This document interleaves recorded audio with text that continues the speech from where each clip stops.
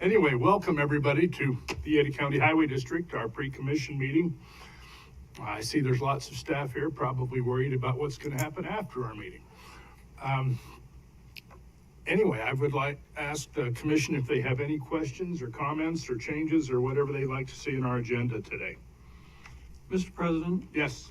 I do have a couple of questions on items 3 and 4 on the consent agenda. I don't necessarily believe that they need to be removed from the consent agenda, but if at some point, just... Why don't you go ahead and ask them? Okay. Item number 3, the Commuteride Marketing Services agreement. Just for clarification, that amount is funded by Compass, is that correct? That's what I got from the report.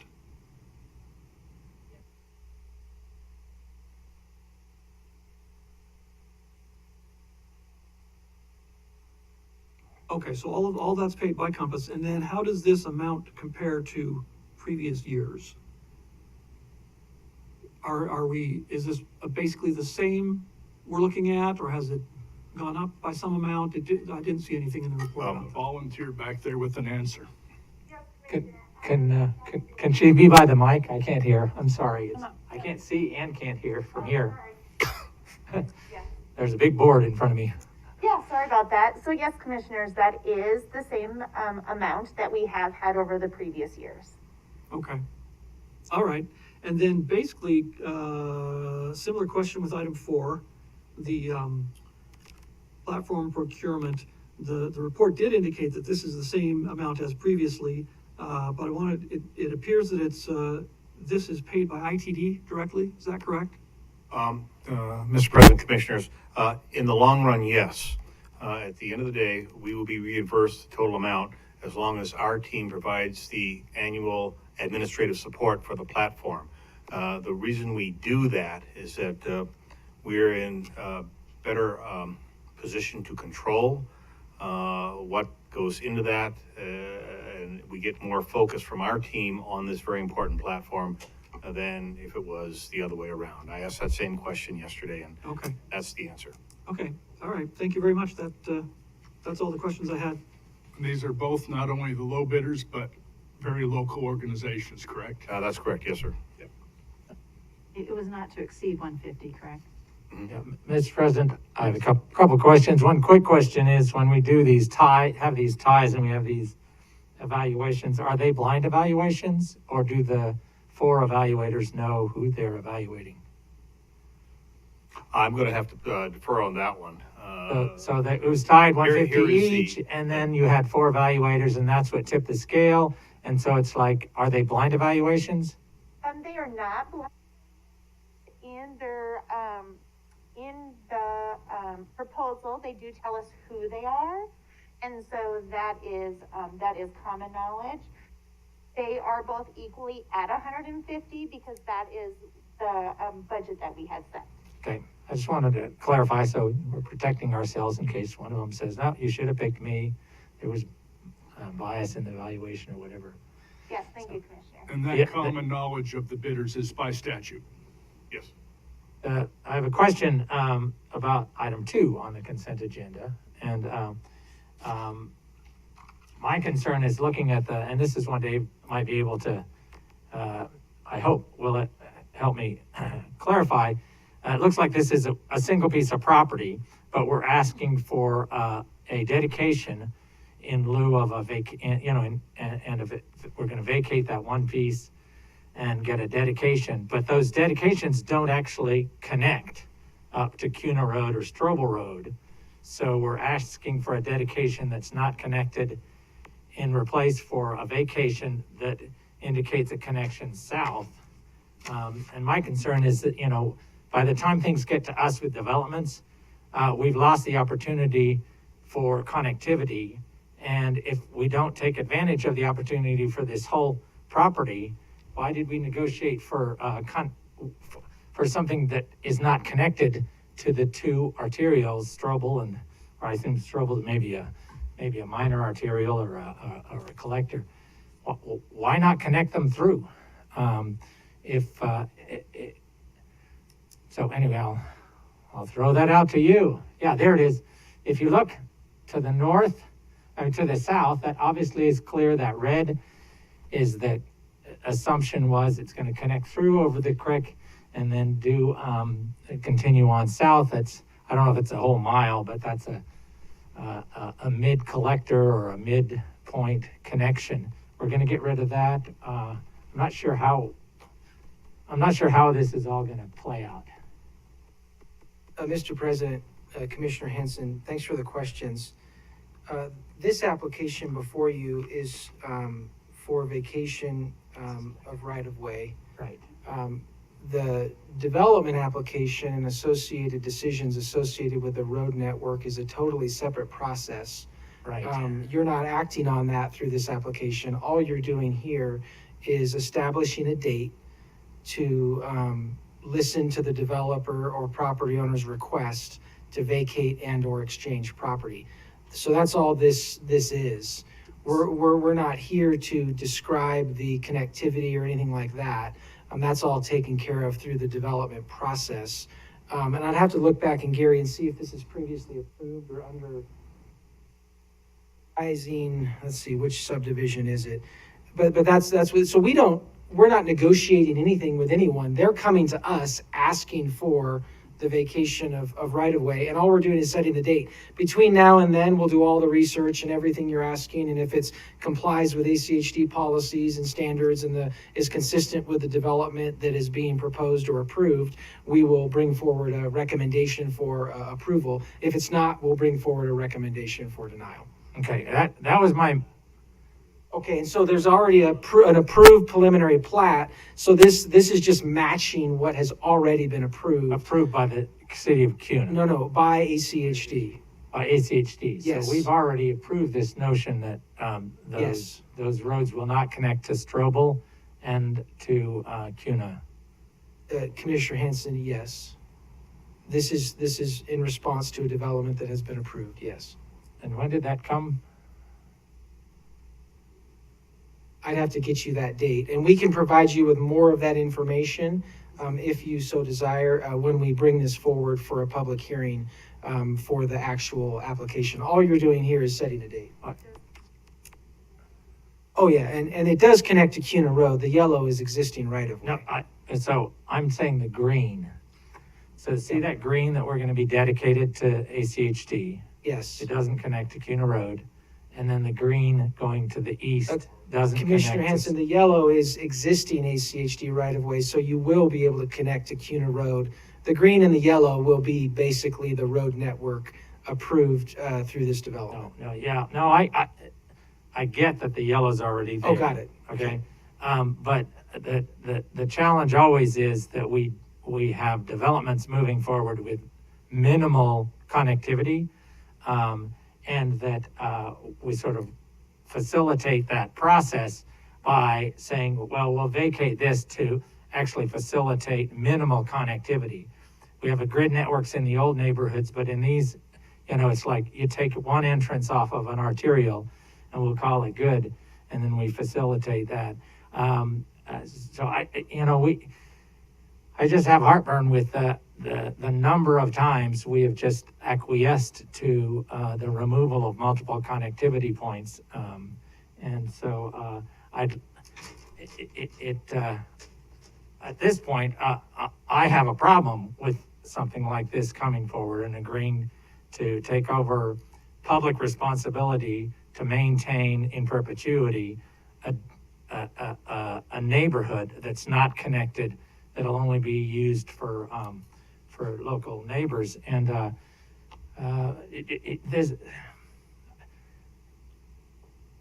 it's a perpetual problem. And I thought this is a good point to raise this, and I'd like to be recorded as voting no on the consent agenda. You've heard my points, and I'll probably take a lot of persuasion, but I'll be open-minded at the public hearing when the applicant comes forward. I just have problems with lack of connectivity in our current system and the perpetuation of lack of multiple points of connectivity. Mr. President, Commissioner Henson, I understand your point. Today, again, we're just setting the date for a public hearing. Much of your testimony today is more applicable to the date when a public hearing and we sit in a quasi-judicial capacity. So just want to make sure that we don't get too far off into expressing opinions about something that will come before the commission in a public hearing. Director, though, I do have a follow-up question. I mean, I totally understand where Commissioner Hansen's coming from. So what are the ways and levers that we can inform that process so when we are voting on this, it's not just a rubber stamp? Mr. President, Commissioner Pickering, great question. Again, as was previously mentioned, that is in the approval process when we get to the date when this application is formally in front of you. The commission does have latitude. Now, again, you can't be in the extracting mode of in other words, you can't demand things from a developer that are outside of the purview of the specific development, but you do have latitude. Steve? It seems that Steve, yeah. maybe I'm not tracking the process correctly, but it seems like by the time it comes to the commission, it's already too late. Mr. President, Commissioner Pickering, no, it's not too late.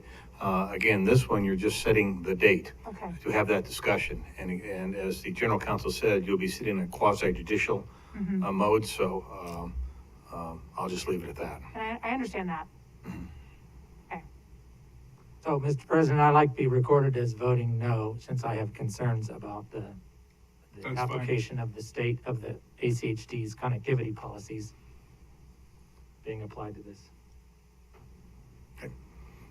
Go ahead. Are we at the regular agenda? Yes. Okay.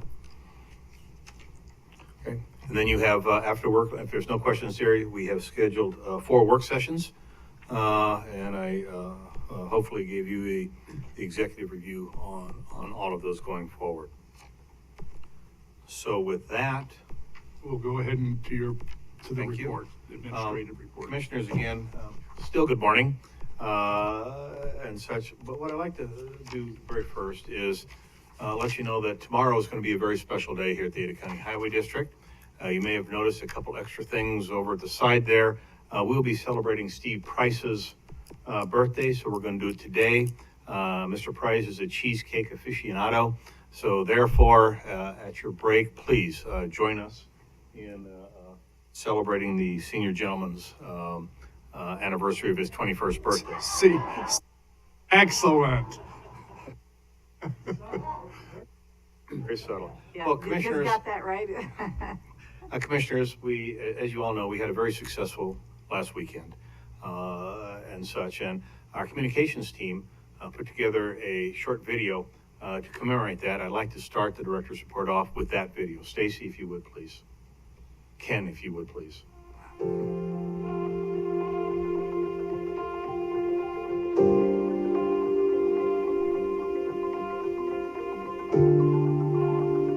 Thank you all for being here for this very important event on this very important day. As you know, today signifies the 20th anniversary of when this country was attacked by terrorists. It signifies the resulting tragedy of war. We commemorate all the lives that were lost. We commemorate all the emergency responders that sacrificed everything to help our fellow citizens. We commemorate many military members that went into harm's way immediately, and especially here from Idaho, Mountain Home Air Force Base, that led the fight back to the terrorists. We remember the fear, the anger, the anxiety, the confusion of that day. So today, we are here all as warriors, supporting the wife and warriors on this very, very important day. So on behalf of the Ada County Highway District, I'd like to thank all of you for the tremendous support that you're giving so many great veterans today.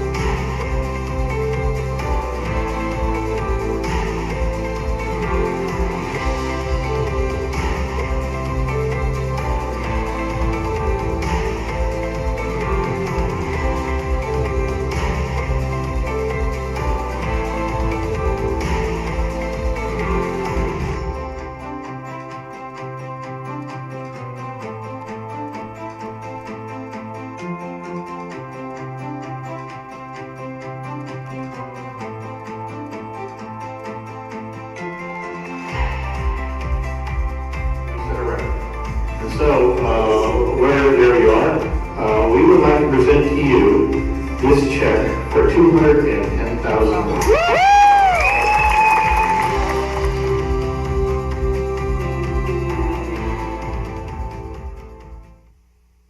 Commissioners, in the next couple of weeks, we will have the real presentation of the real check here for you to present to the representatives from the Wyatt Warriors. But again, it was a huge success due to some very special people that put in a lot of hours to make this happen and such. So again, just a tremendous job by your ACHD.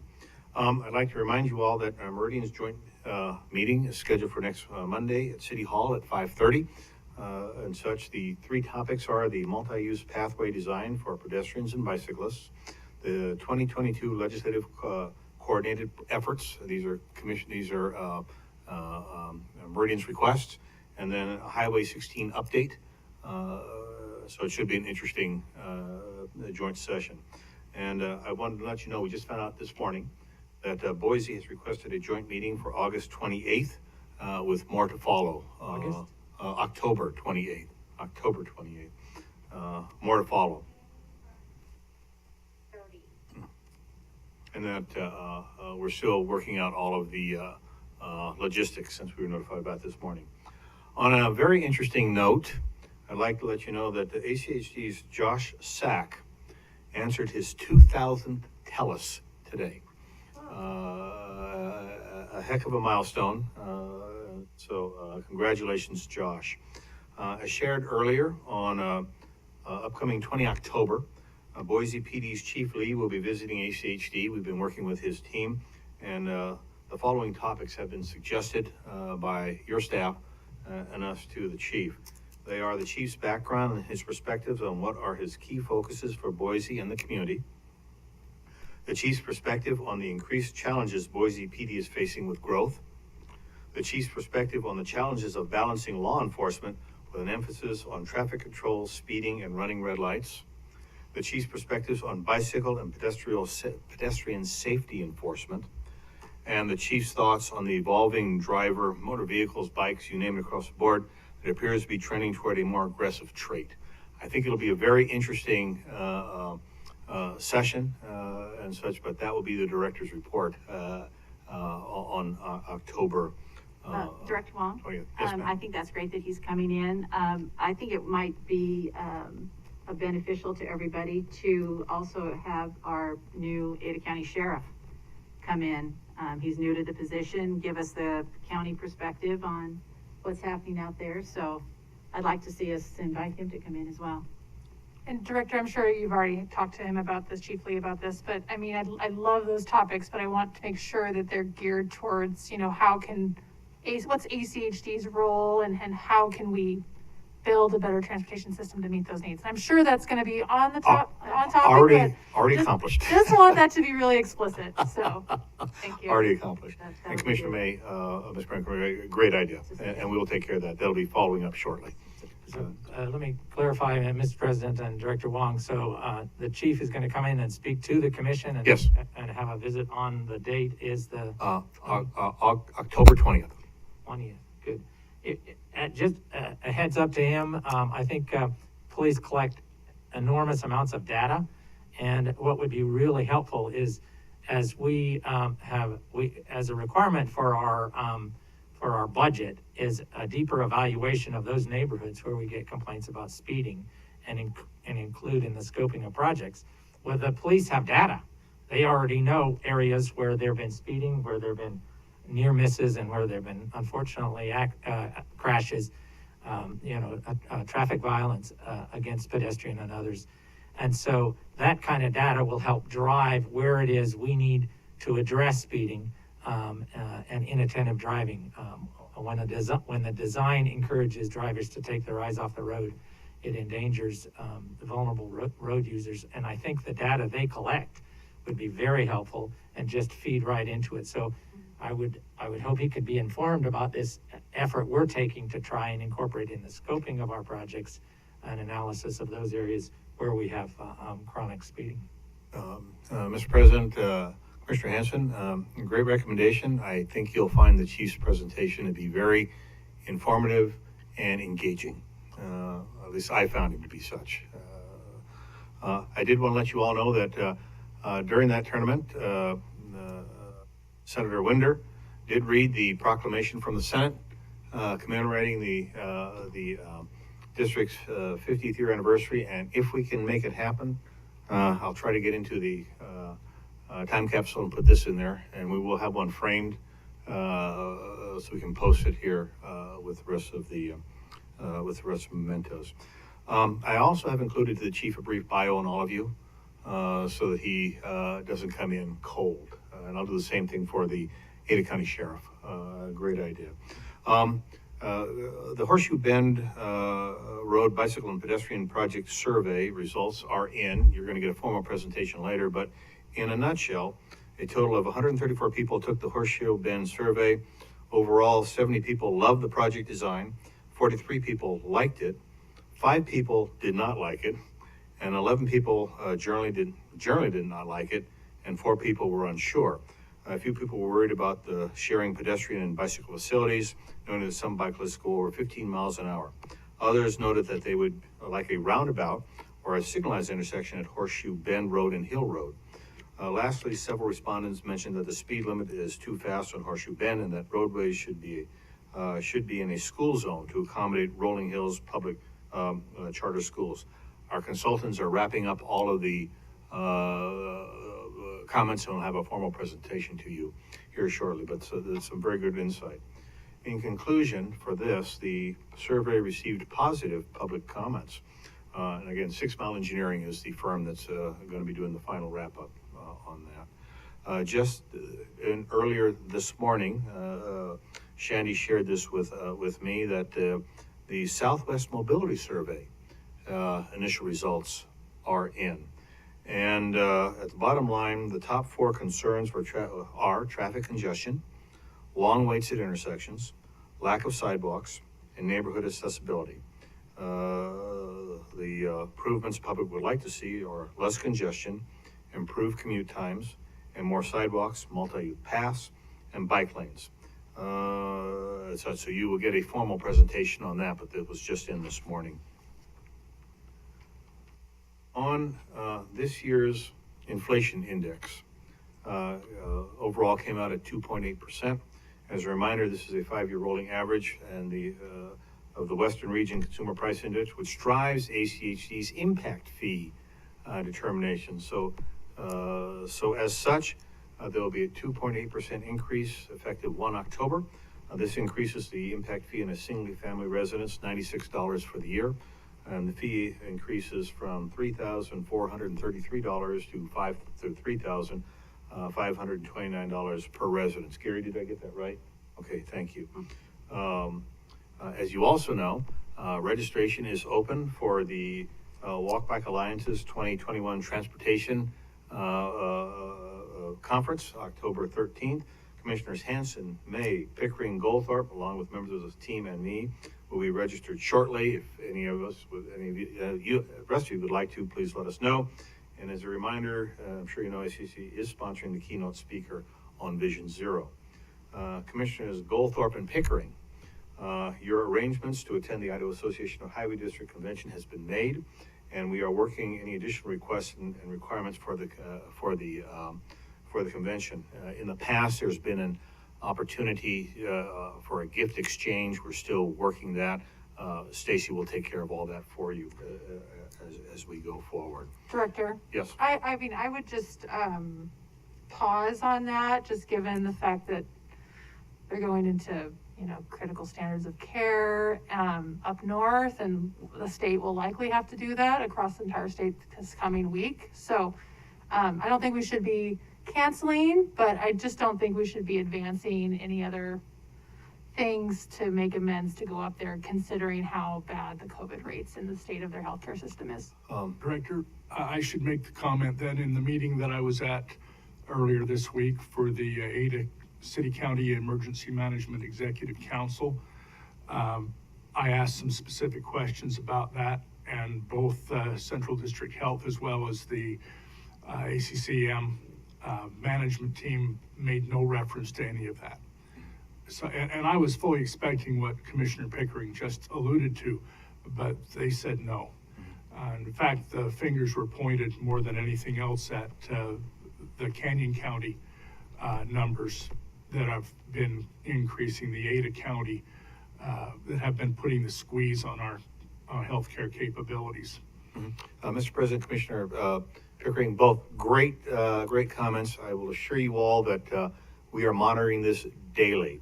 As a matter of fact, 1 October may be a bell ringing day here at the district. I've already been speaking to the executive team regarding past COVID-19 operational considerations, past COVID-19 processes that ensure the safety of our team members going forward and such, but we'll be definitely in contact making sure that everything is where it needs to be. My only comment on that was that in the past, we didn't want you all surprised that they do have somewhat of a gift exchange, and if the convention continues on and that is there, and if you are going to attend, then we will have a gift for you ready to go in case that happens. I'd also like to remind you that the Chip Seal Victory Party starts tomorrow at 11:45 at Cloverdale. You're all invited and such. And then Boise City State of the City is virtual tomorrow at 5 p.m. And then the PAG advisory meeting is also virtual tomorrow at 5:30. I will let Cynthia know I will not be able to attend the PAG meeting tomorrow, but I'll catch up with her after it's all done. And then in keeping you current on the economic statistics, I'm going to offer the following again. I do this once a month, as you know. Emulsified asphalt is up 15.1%. Western region ready-mix concrete is up 9.1%. Iron and steel is up 119.3%. Construction materials are up 31.1%. Food and beverages are up 4%, which again, a most recent update from Washington, D.C. was that we should expect a huge bump in that here in the next month or two. Transportation is up 18.3%. Unleaded local gas is up 56.7%, with the average Idaho gas price still 72 cents more per gallon than the national average. Diesel local is up 57.7%. Newly constructed homes sold average price is up 35.9%, with 90% of the single-family residents sold in August were sold for over $400,000 compared to just 51% last August. So it is a difficult time for a lot of folks. Additionally, commissioners, we are already preparing for ACHE's annual audit with Ide Bailey beginning in October and ending in late November. It is a long audit. And just a few updates on operations for you all. ACHE's average infrastructure, PCI, remains at the very good category with only 30 miles out of 5,246 in the poor category. Currently, there are 361.47 bike facility miles in our system and growing. Year to date, we have filled 2,122 potholes, replaced 3,649 linear feet of sidewalks, repaired 10,028 linear feet of sidewalks, added 30,610 linear feet of new sidewalks, repaired 97 pedestrian ramps, and added 166 new pedestrian ramps to the system. Year to date, we have completed 1,100 plan submittals, issued 4,673 permits, completed 993 development applications, striped 2,118.1 lane miles, placed 15,100 RPMs, and used 4,324 signs. And year to date, your Commuteride has reduced 3,619 tons of CO2 from the atmosphere and displaced 4,510,736 vehicle miles from the system here in Ada County. And then finally, as I shared with you last week, our ADA transition plan summary and such, we're sending our comments back to the MIG today. And so if you do have any comments from what you looked at, please send them directly to Scott or Steve, And if you haven't returned your attorney-client worksheets, we'd really appreciate it if you could do that today or this week if possible. So Commissioners, that's the end of my director's report. I went over by a minute and I do apologize. I'll stand for any questions you might have. Not a problem. Is there a question? I have a question. Director, thank you for that. And yeah, it's a good reminder that you do that every month. And I was just curious, it seems like a lot of those things, although they're really important to know, it feels like they're more like outputs from, our mission, and we're accomplishing and checking these boxes. But what I'm really curious and interested in knowing is, are our residents better off by doing these things and in the way that we do them? As you assume that they would, right? You would assume that they would, but we've talked a lot about surveys, but we've never done one, and we've kind of been hemming and hawing and all that good stuff. So it just as an aside, I would be very supportive of looking into actually measuring how are we doing in these bigger trends, these bigger goals that actually mean that lives are better. Aside from just saying we put in a sign and we assume that that's actually getting the outcome that we want. Does that make sense? Mr. President, Commissioner Pickering, yes, it does.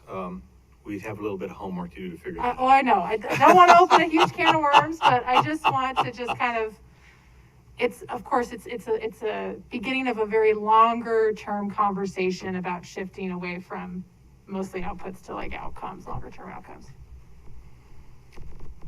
All right. Thank you very much, Director. Welcome to those of you who I didn't welcome earlier to the Ada County Highway District. We, as usual, will begin our meeting with the Pledge of Allegiance and would invite you to join. I pledge allegiance Of the United States of America, and to the republic for which it stands, one nation, under God, indivisible, with liberty and justice. Thank you. We will begin the meeting with a motion to approve the agenda as written. So moved. Second. All in favor? Aye. Aye. Any opposed? The motion carries. We'll go into the consent agenda, and as most of you know, items on the consent agenda are considered to be routine and will be enacted by one motion. There will be no separate discussion on these items unless the commissioner or citizen so requests, in which case the item will be removed from the consent agenda and placed on the regular agenda. All consent agenda items are commission action items unless noted, and as we vote on the consent agenda, it is noted that Commissioner Hansen wishes for a vote of no to be indicated for him for the item number 2 in the consent agenda. Other than that, do we have a motion to approve the consent agenda? Mr. President, I move that we approve the consent agenda. Is there a second? Second. All in favor? Aye? Aye. And there is the one opposing vote. Thank you. We will go to the regular agenda now, and these are all action items. Item number 1 is a condemnation of public right-of-way necessary for 10 Mile Road to Victory Road to Overland Road. Project number 59041 P5, the Boylan property, I assume. This will be a request for approval, and it is a public hearing, and we will hear from David Serdar, our right-of-way supervisor, to begin.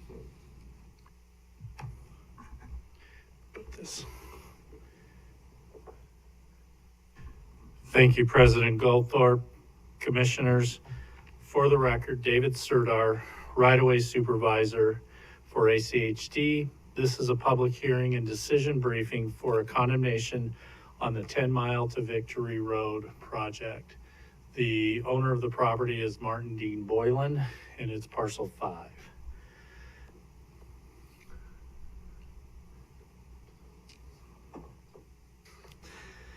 Sorry, it's a different thing this week. The 10 Mile to Victory Road project is scheduled to begin construction in fiscal year 22. It is scheduled to go to bid this November. The appraised value of the parcel is $32,638. The property size before the acquisition is 1.26 acres The fee acquisition is 0.10 acres or 4,415 square feet. There is also a permanent easement on this. The zoning on this is rural urban transition, which it basically means that this is an area that's going from traditionally farmland to now it's going to become residential development. So, With the limited commercial, correct? correct. Yeah, here's a vicinity map of the area. To the south, you can see Victory Road, just barely above where the picture comes in. And then as you move north on 10 Mile, you can see Overland Road kind of sneak in there. Had to back out quite a ways because this is a pretty big section. This is a closer up view of the map. As you can see, the red, as usual, is the right-of-way requirement. There's a permanent easement set slightly behind that. And then there is a temporary construction easement down in the bottom portion of the acquisition. From negotiation summary, an offer was mailed on May 5th, 2021. ACHD had been informed that the property owner had passed away and the property had gone through probate yet. ACHD staff confirmed the passing away of the property owner. We located the obituary for Mr. Boylan. As time went on, staff will talk to Richard Bullock, who's the son-in-law for the deceased, and talk to an attorney for the Boylan estate. ACHD determined that at this time there is no executor appointed for the estate. After approval from the right-of-way review team, it was determined to move forward with the condemnation so that ACHD can get possession as soon as possible. ACHD currently cannot obtain possession of the property without condemnation due to the fact that title cannot be transferred to ACHD. This is a critical project for ACHD. It must be moved forward so the project can be bid in November. If the heirs are able to get out of probate and determine who is the executor or representative for the estate, as always, ACHD will staff, whether it be legal or right-of-way, will continue to negotiate for a resolution. This condemnation is really kind of a procedural condemnation as opposed at this point. Dave, a quick question. Sure. So by procedural, do you mean it's not really condemnation in case it goes through probate, right? It's kind of like a tentative?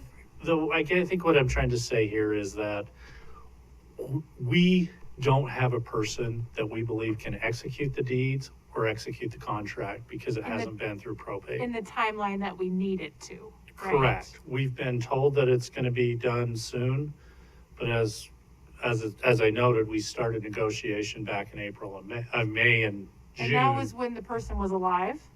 No, they I mean, had they were passed away, I deceased by believe, in then, too. Okay. 2019. Okay. So it's just in this limbo because of probate, and that's what I meant by procedural. Okay. So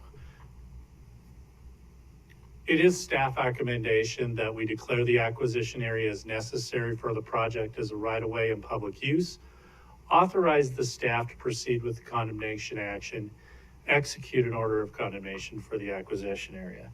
I will remain standing for any questions the commission has. Dave, I understand from my past experience in professional life that the reason we don't have anyone to deal with specifically is because the beneficiaries, what we would normally consider the beneficiaries of this gentleman's estate, haven't been able to agree, nor have they pressed the issue with the probate court to get one of them declared as an executor, correct?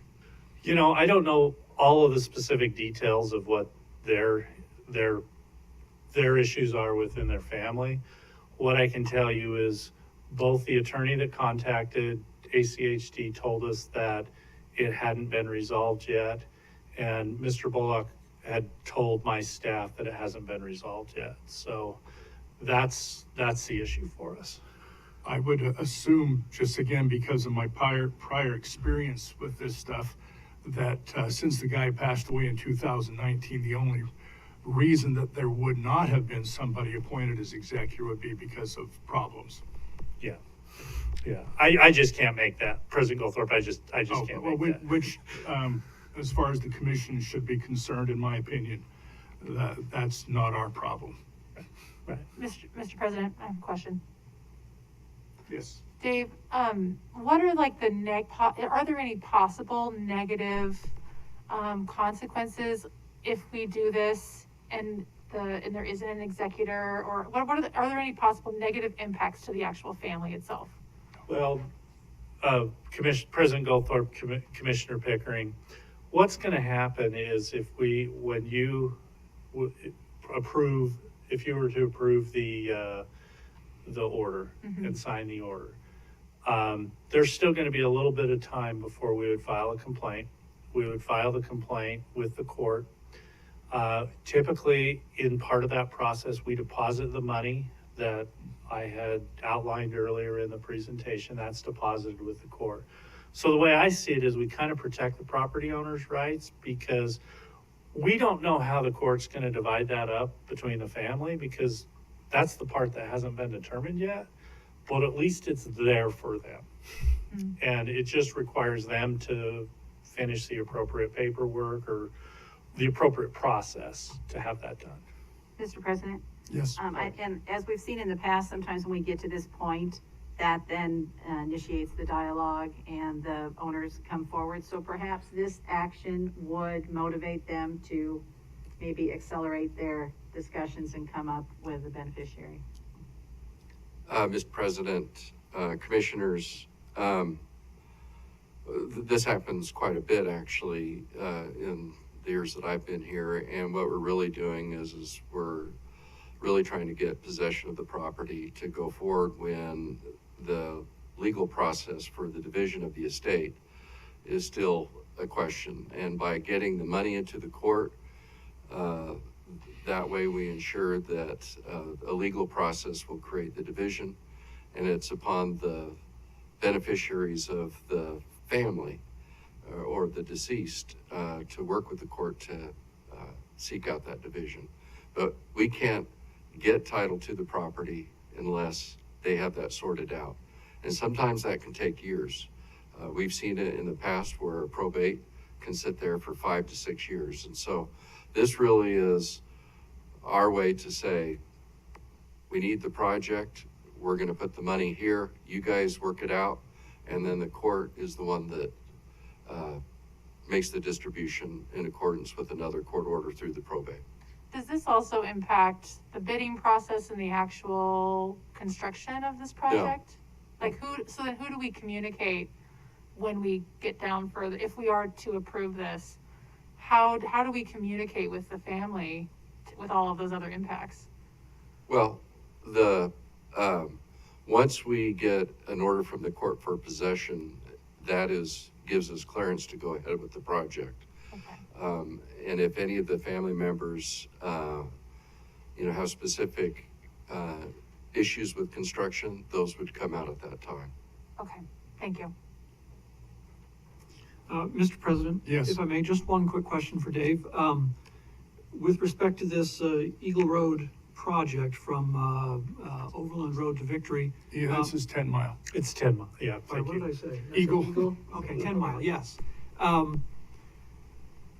How many more parcels are we dealing with in acquiring the right of way? Is this one of the last, or do we have a whole bunch more where we're working on right of way still?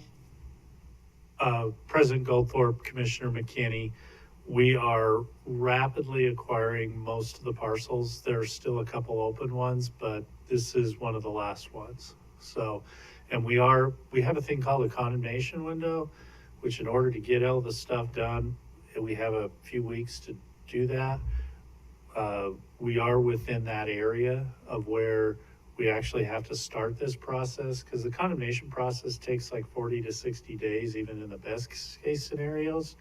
So for us to be able to bid in November, we have to start this process now. And so we knew immediately, because of the title situation here, this was not one This is not one where we're negotiating back and forth because there may be one thing that'll solve it. Until the actual probate is done, we can't enter a contract and we can't get title to the property. And Okay. that's the issue. So in any case, it sounds like negotiations are going on a number of other parcels. And there is a possibility still then that there could be other condemnation issues with some other parcels It is possible. for this project. Okay, thank you. Correct. And if I may add one thing, President Goldthorpe, Commissioner McKinney, we have been in contact with the property owners and different people within this. So this contact has gone on, we've had multiple contacts with them, and I expect those contacts to continue throughout this process. Thank you, Dave. You're welcome. As I mentioned, this is a public hearing, and I would invite comment from anyone here who would like to speak to this particular matter. Is there anyone here to speak to this item?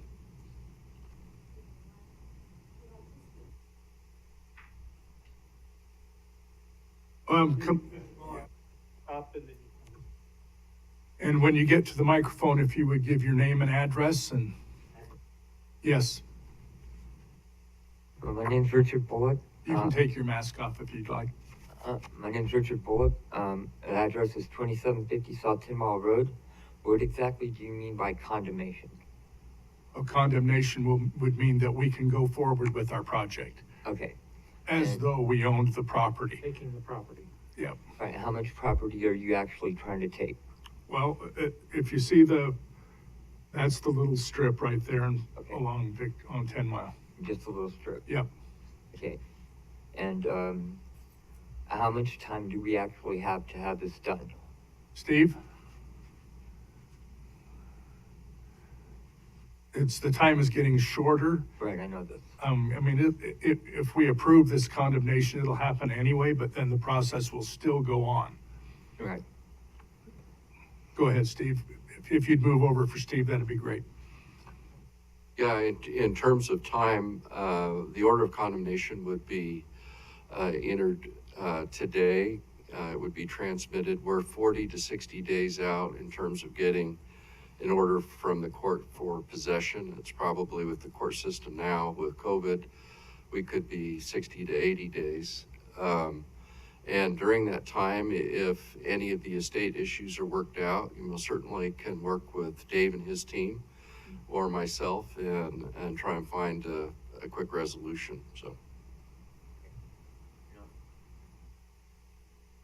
One of the family members that might dispute it, but she says that they're not going to, so everything should be moving forward quickly. That's great news. Thank you very much. Yeah, everybody else in the family is in agreement that we want to keep the house and we want to move forward with this. Good. So, Now we just need to only make have it one official. We only have one person that is telling along, and we just have to have the paperwork signed by my wife and her brother to get the successor of interest, or whatever you're calling it now, legalized.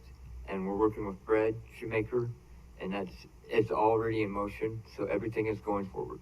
Good. Say hi to Fred for me. Okay. All we need is just a little bit of time to get everything legal and documented and set up. And that's what's going to happen. You will have the That we're time. working on. Yeah. We're getting everything in motion. We've been working on it for a little bit. We had another person setting it up, and they fell through, and they took all our paperwork and everything with them. So we had to start all over from scratch.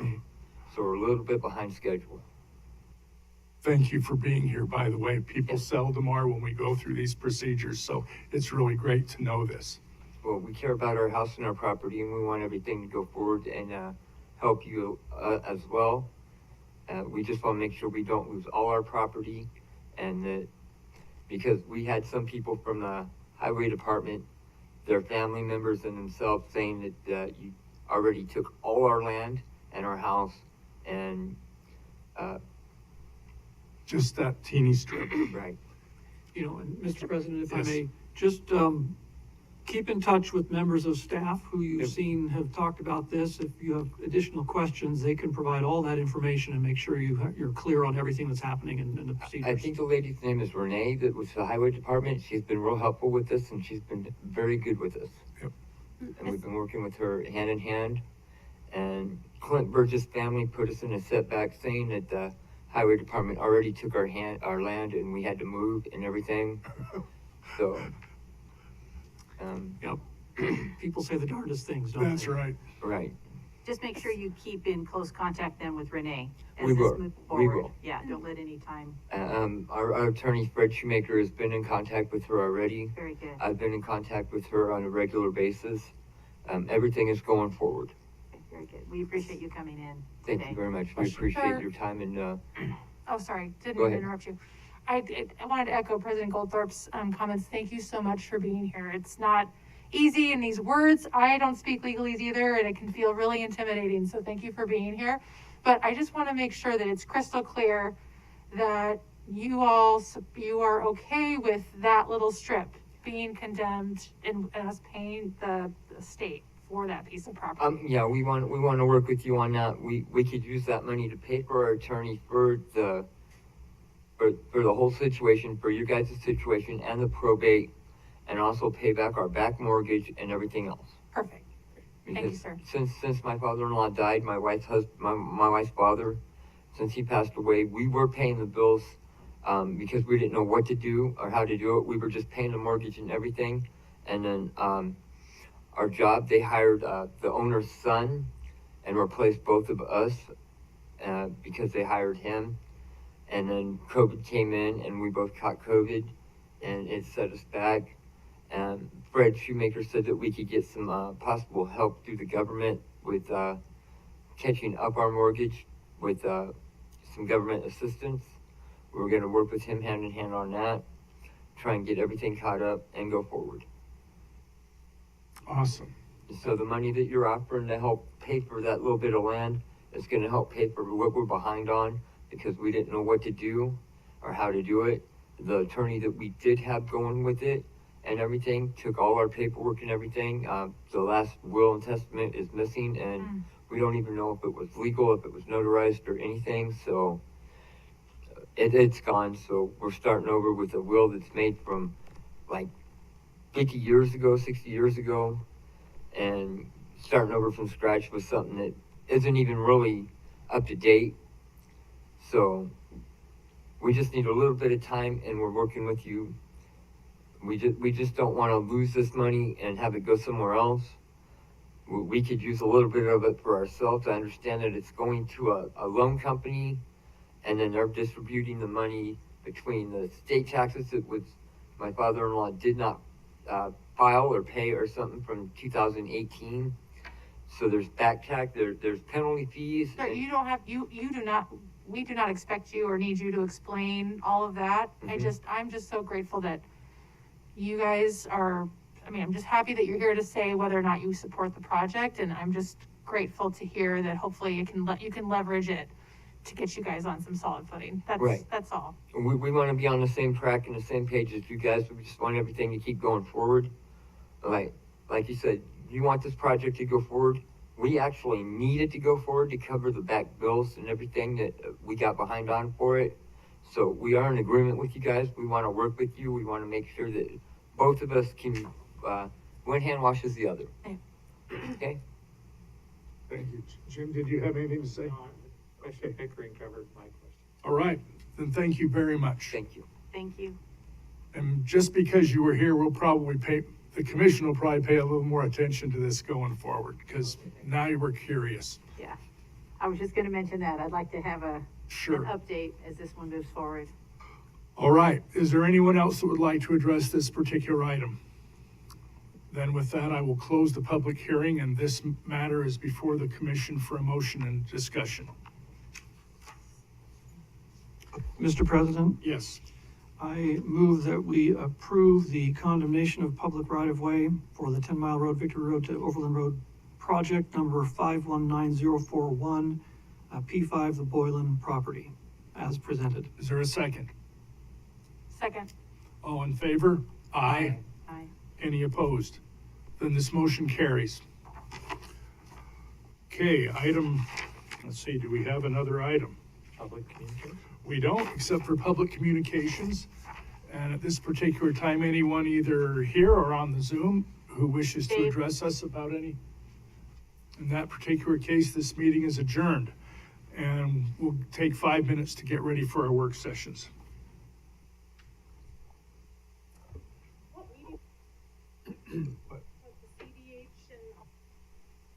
Oh, it's the Ada County City Up there Emergency for- Management Commission Executive Because Council. that's crazy, because I literally just. And they refused to talk about it. Yes. Literally trying to.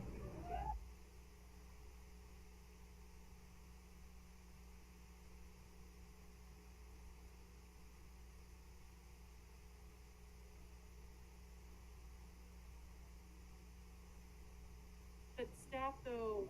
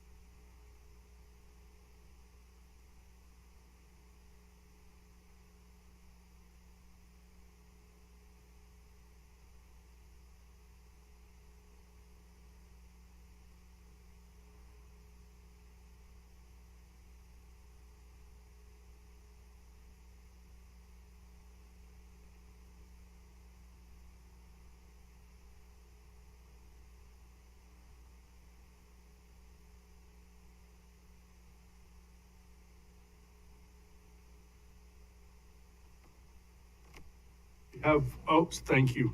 We'll go ahead and begin the work sessions. We have 3 presentations that are going to be given the new fashioned way. And then the commission will go down to the table setup and we'll have another work session similar to what we did last Wednesday regarding the 5-year work plan. So the first one is about the Kuna neighborhood. No. Whoops, Amy. no, it's the CCDC Linen District presentation. So Amy, you're on. Waiting patiently.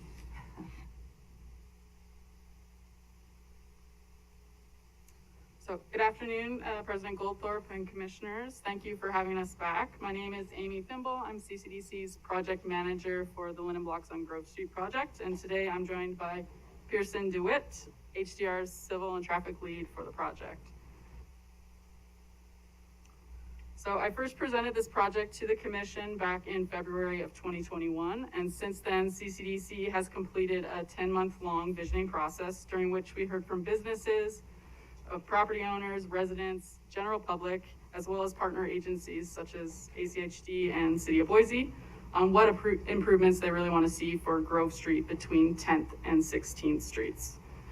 The design team, which is led by GDLO and HDR, then took that vision and has since completed their initial site analysis and draft concept design, which we'll be sharing with you today, prior to taking this preliminary design out to the public for public feedback. So the design principles that came out of the visioning process are centered on maintaining the authenticity of this distinct area while still installing more current infrastructure than could really activate the street and support an 18-hour environment. We'll be employing environmentally sustainable design principles and accommodating all modes of transportation. And now I'm going to pass it over to Pearson, who's going to go over the preliminary concept design for you. Thank you, Amy. Thank you for the opportunity to discuss this project. We're really excited about it. As Amy indicated, this is Grove Street from 16th to 9th. I'm going to talk about some of the proposed features we have outlined in the concept design. One of the major features is associated with the traffic calming design elements. We're currently proposing raised intersections throughout the corridor.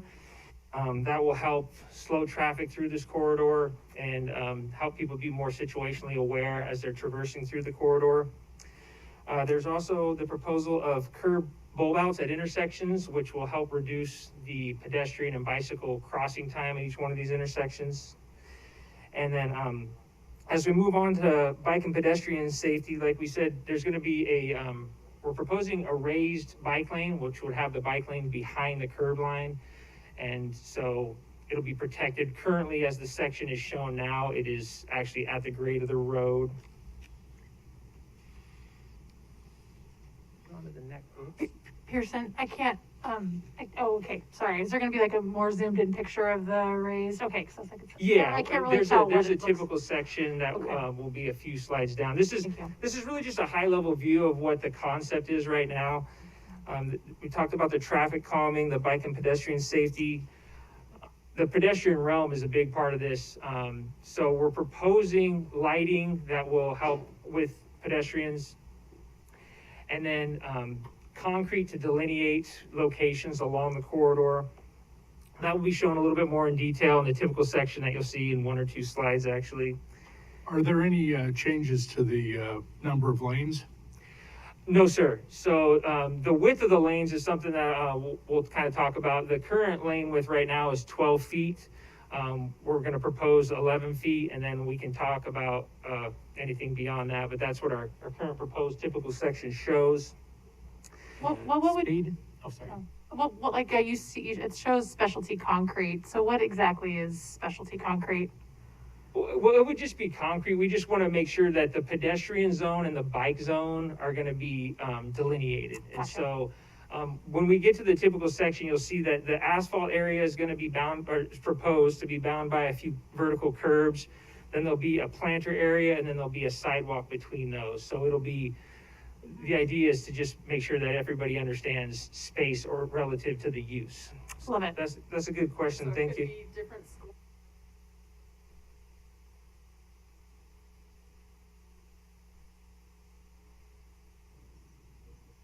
Thank you for that. Okay, good.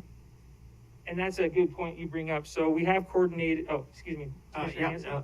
Mr. President, yeah, thanks. I just, I'm assuming, well, the raised intersections are gonna certainly control the speed, making it almost unnecessary to even have 11-foot lanes. But is the intersection at Sixth and Grove, that wasn't raised, right? That was just redesigned. It's kind of, there's no curves, it's all kind of flat. But there's these big, wide, curving, truncated domes. So I want to get a sense of it. These are going to actually be actual. So you really don't have curbs. The road comes up to the. I know speed tables actually do a really good job of calming traffic. So I'm trying to think of another place where we have this. It sounds like it. Yeah, you see it on 6. It's gonna be a similar approach, but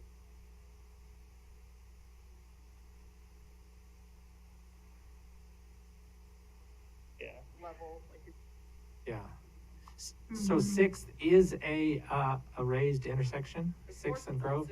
A tiny, Okay, because that just got finished, the entry to the Bass block, and yeah. President Goldthorpe, Commissioner Hanson. So that was intended to be a raised intersection, but the vertical element of it isn't probably as prominent as maybe it could be in other scenarios. But the theory behind what you're talking about is very consistent with what we're trying to move forward with here. The discrete design elements associated with the raised intersection is something we'll definitely be investigating as we go through end phase. Yeah, and of course, Six will function better that way when it goes to two-way, because right now, being one-way, everyone's going in one direction. Thanks, sorry, I'm taking Absolutely, up. no, we're happy to answer any 10 questions. minutes. We are also talking about sustainable design elements, silva cells, the potential for the placement of permeable pavers in the parking lane is another thing that we're contemplating. We're kind of leaving that on the board. We obviously want to coordinate with you all as we go through that process. I'm sorry, can I ask a question? You bet. I'm exposing my ignorance here. What are silva cells?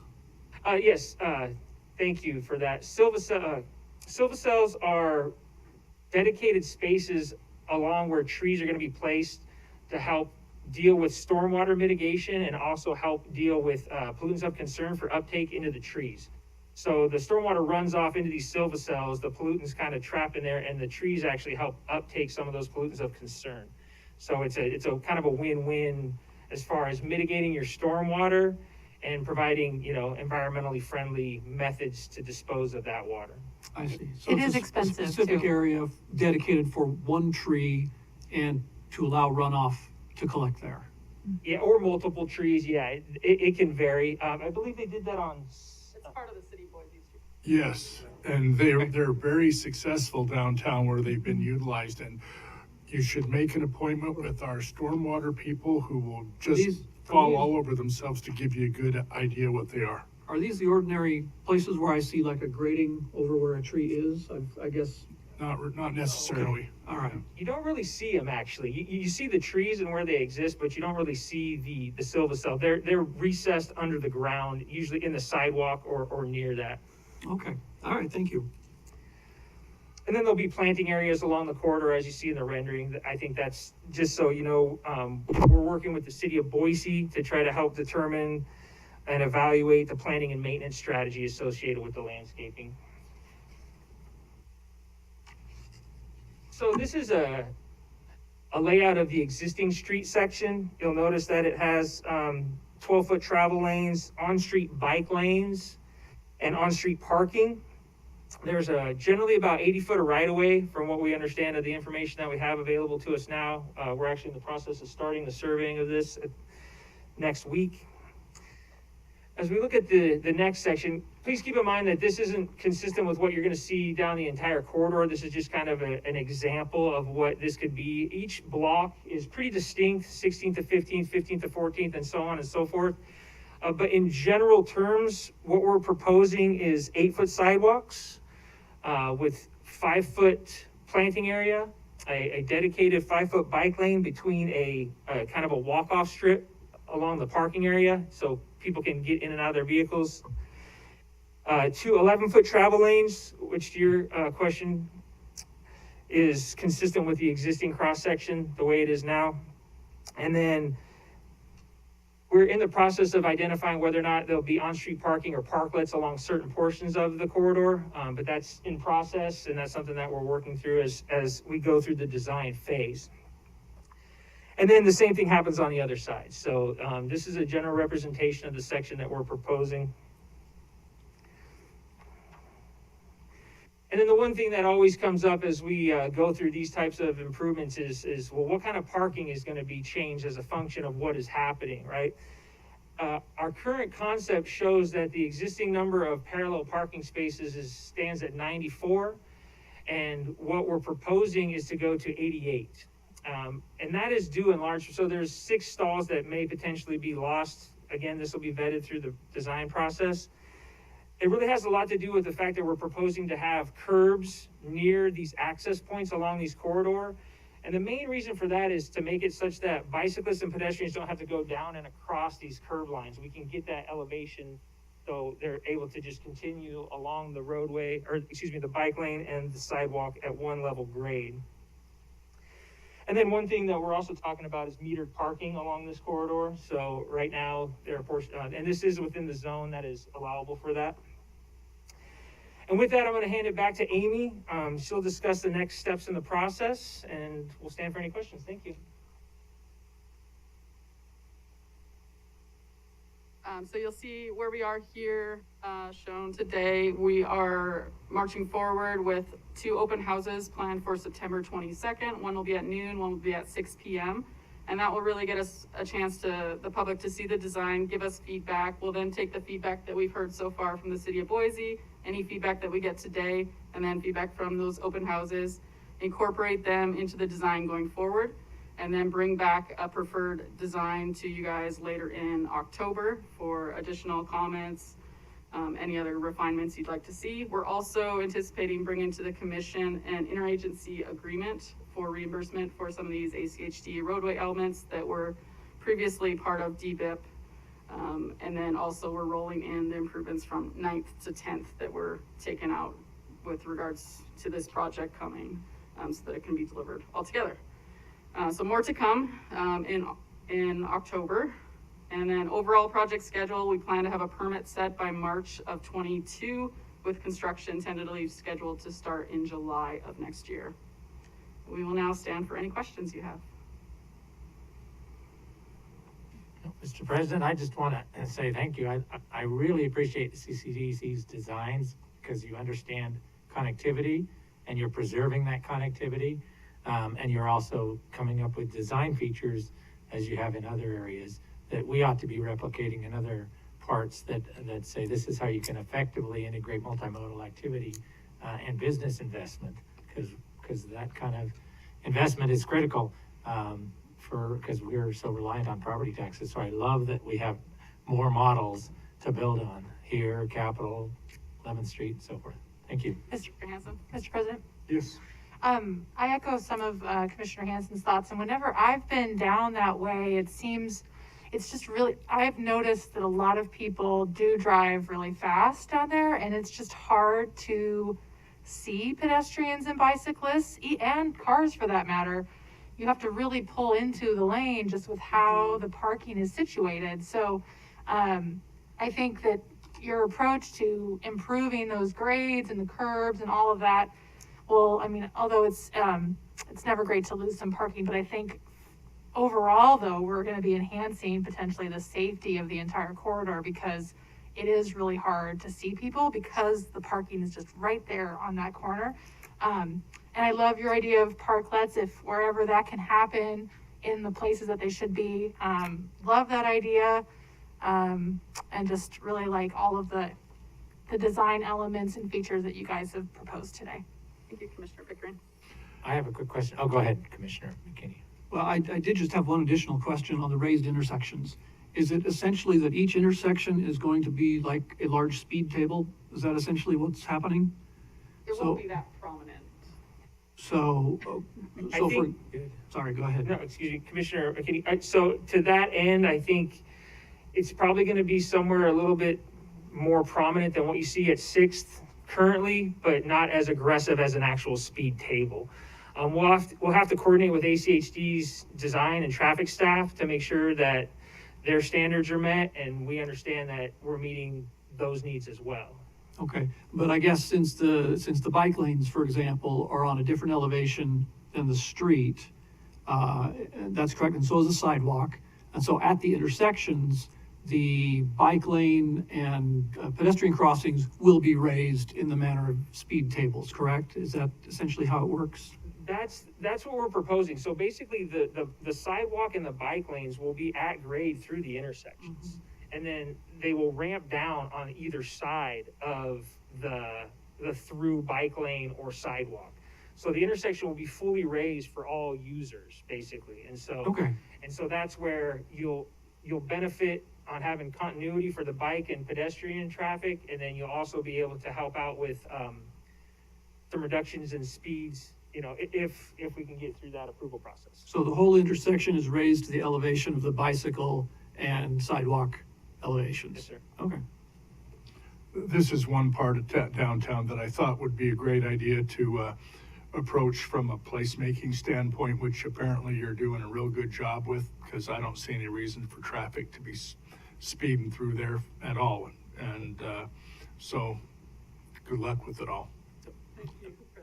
Mr. President, yeah, I read in Boise Dev that there's a big hotel going to be built there on 11th Street, a pretty major investment. And my assumption is, of course, that they knew that they were going to be putting it into a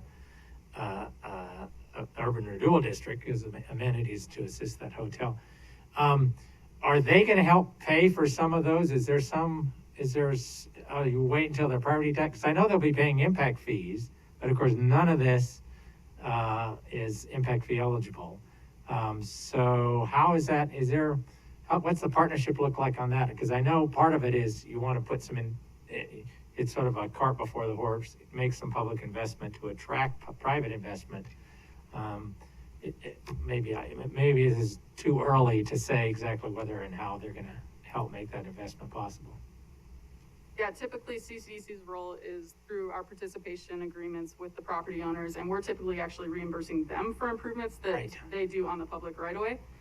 But they are bringing a lot of economic vibrancy to the area, and you can see on this slide, these 3 orange buildings are actually new proposed developments that we're currently in conversations with, and they're really excited that this Grove Street project's coming along, and it's gonna be delivered in the same timeline approximately as these developments, so it's really exciting. And those are, is any of that including housing?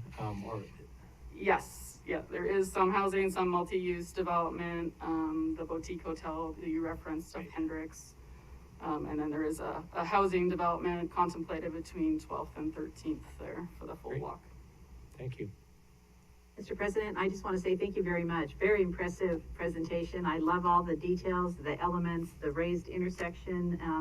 It's really going to change the whole look down there. I think it's much needed and long overdue. So I'm really excited about this project going forward. So thank you very much for being Yeah, here today. thank you, Commissioner May, and thank you everyone for your time. Thank you. All right. See you next time. Bye-bye. Okay, next on the agenda for work sessions is the Kuna Neighborhood Bicycle and Pedestrian Plan.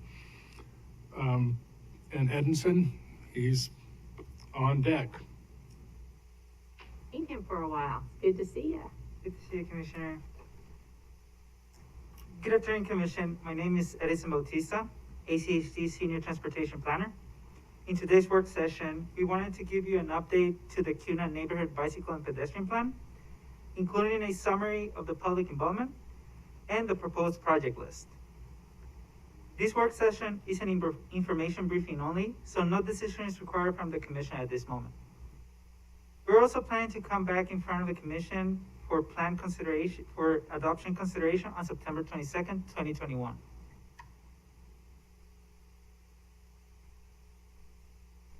The Kuna planning area is highlighted in this slide. The light polygon delineates the planning area which follows the city area of impact.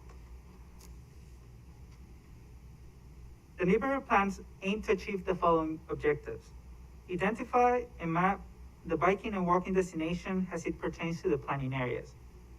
Through robust public outreach, identify community needs for connectivity, biking, and walking facilities.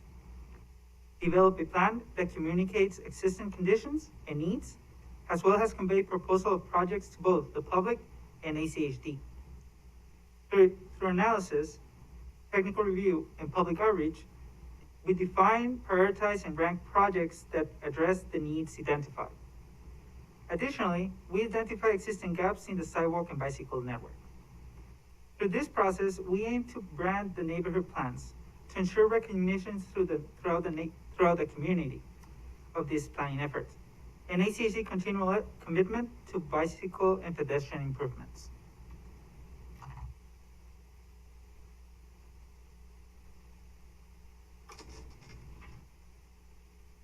As part of today's presentation, I want to provide an overview of the tools used to collect public input.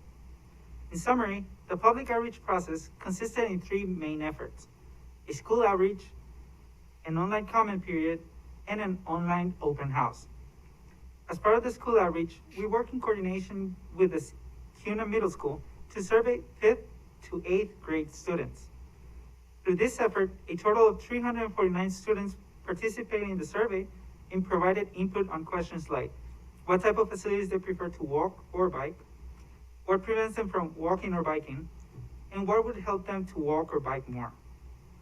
For the online comment period, we release an online comment map or interactive map that allow the public provide feedback on what pedestrian and bicycle projects they would like to see in the city of Kuna. From this effort, we received a total of 116 comments. After collecting and compiling this feedback, a proposed project list was developed and shared with the public once more through an online open house with the use of an online story map, which allowed the public to provide further feedback on bicycle and pedestrian projects, as well as rank their top 3 projects. For this effort, we received a total of 64 comments and 135 liked projects. Overall, through this public outreach process, we received a total of 529 comments.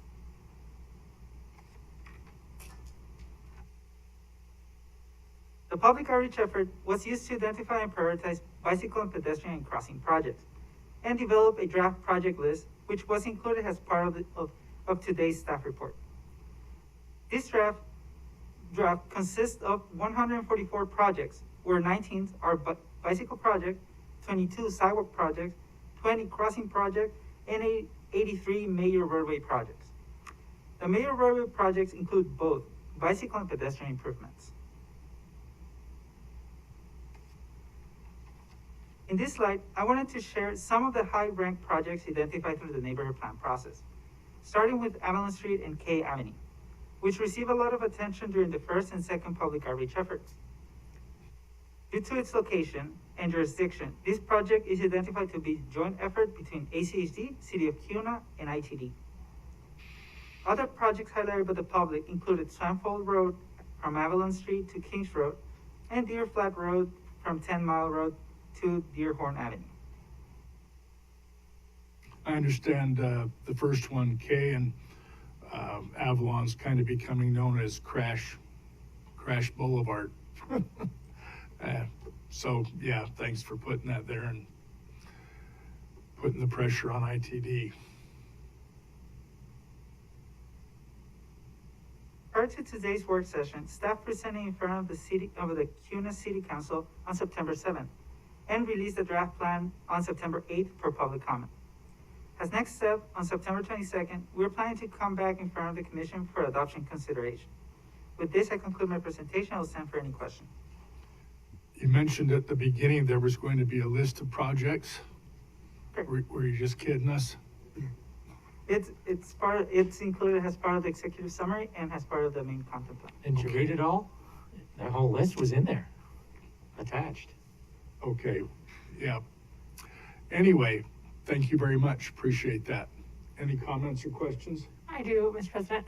Ensign, this was so great. I'm very impressed with the public outreach and the response. I mean, that's really incredible and telling. Just as aside from just the overall recommendations and projects, were there some nuances that maybe staff weren't really as aware of, but in the public communication process, a project ranked higher than you guys originally thought? Anything like that kind of popped out due to that public outreach?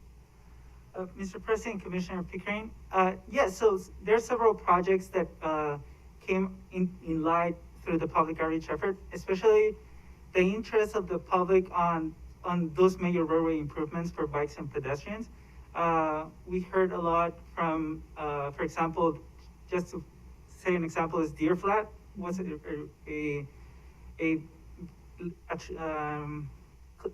collected a lot of traction through those two public outreach efforts, as well as the city council also provided input that 10 Mile was another corridor that they were interested in seeing bike and pedestrian improvements, for example. Thank you for that. Mr. President. Yes. Thanks, Edison. I think this is a really great example of an area where the need for safer crossings is because there's, other than the real old downtown part, there's really poor connectivity. There's not a gridded system. And so there's a tendency for people to see those arterials and even collectors as through streets that they can speed on. And so I think it's important to acknowledge in the neighborhood plan that part of this is the design in which developments are raised. And so, and I'm getting to that because the reason why we need to have much better neighborhood plans and invest in them is because of growth. Kuna wants to have a good, accessible downtown, and growth ought to pay for that. And so to identify those things, especially those things on the arterials, where we need to make those investments for crossings, should be because growth is driving more people through and to this downtown core. Because really, it's a core, well, it's pretty much everything is south of Hubbard and north of King, east of 10 Mile and west of Meridian. So they're all contained within this area. But the areas of greatest need are on those arterials. And so I think in the way we describe this, say this is driven by growth. Growth should pay for it, but it's not.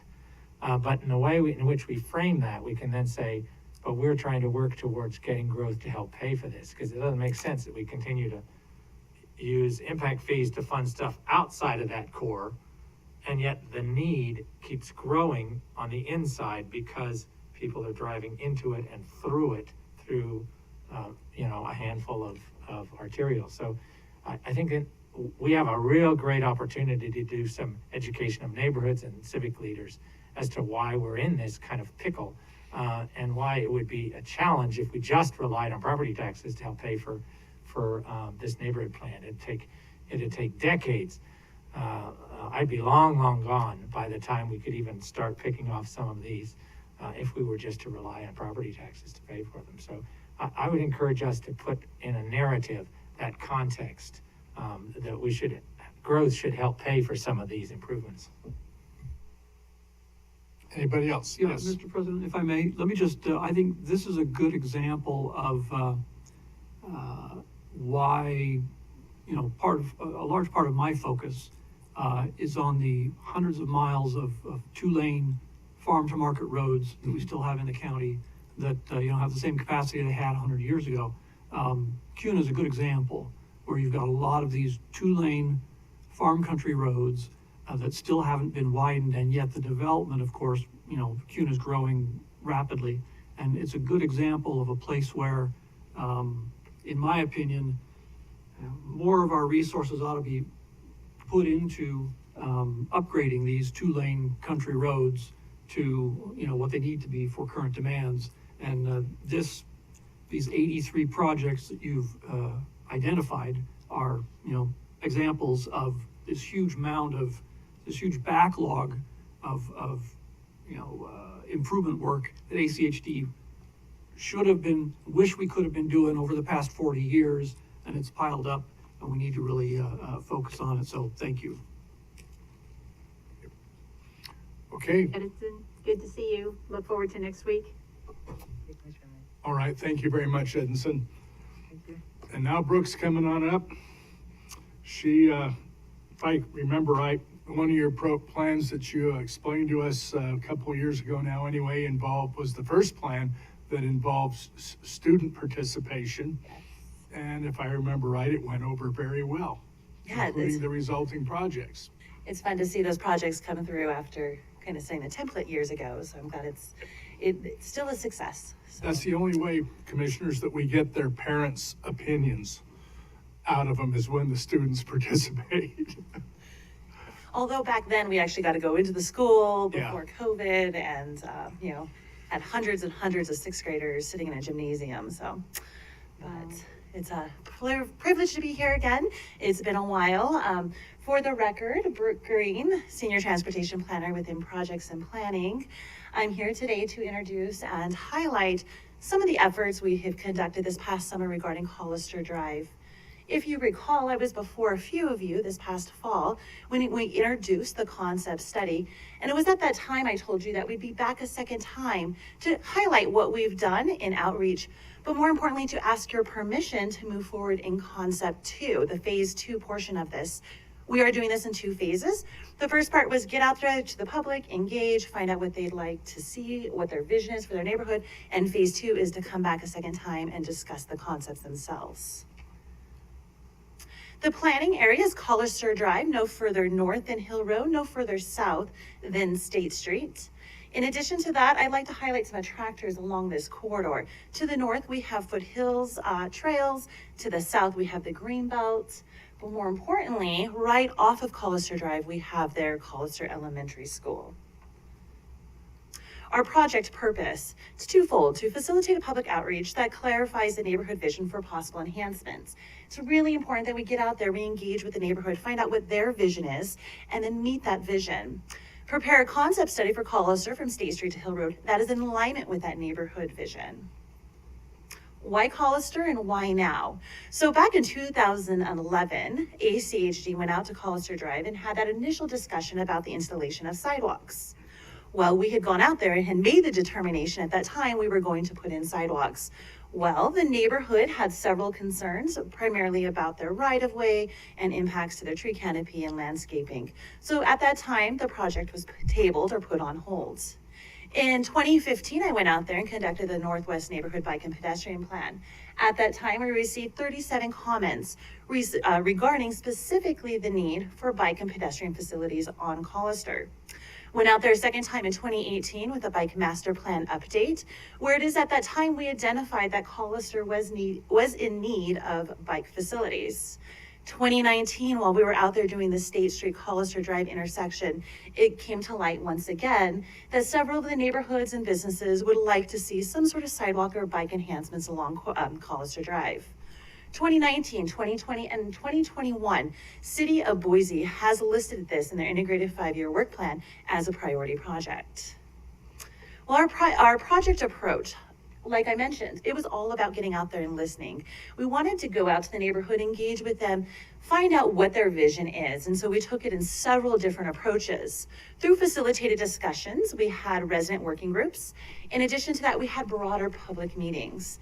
And really it was to be able to find what is our collaborative approach to meeting the needs for Collister Drive. Our public outreach efforts, we have a multi-tier outreach effort. We started in June, where I engaged with the businesses along that corridor, Collister Business Park.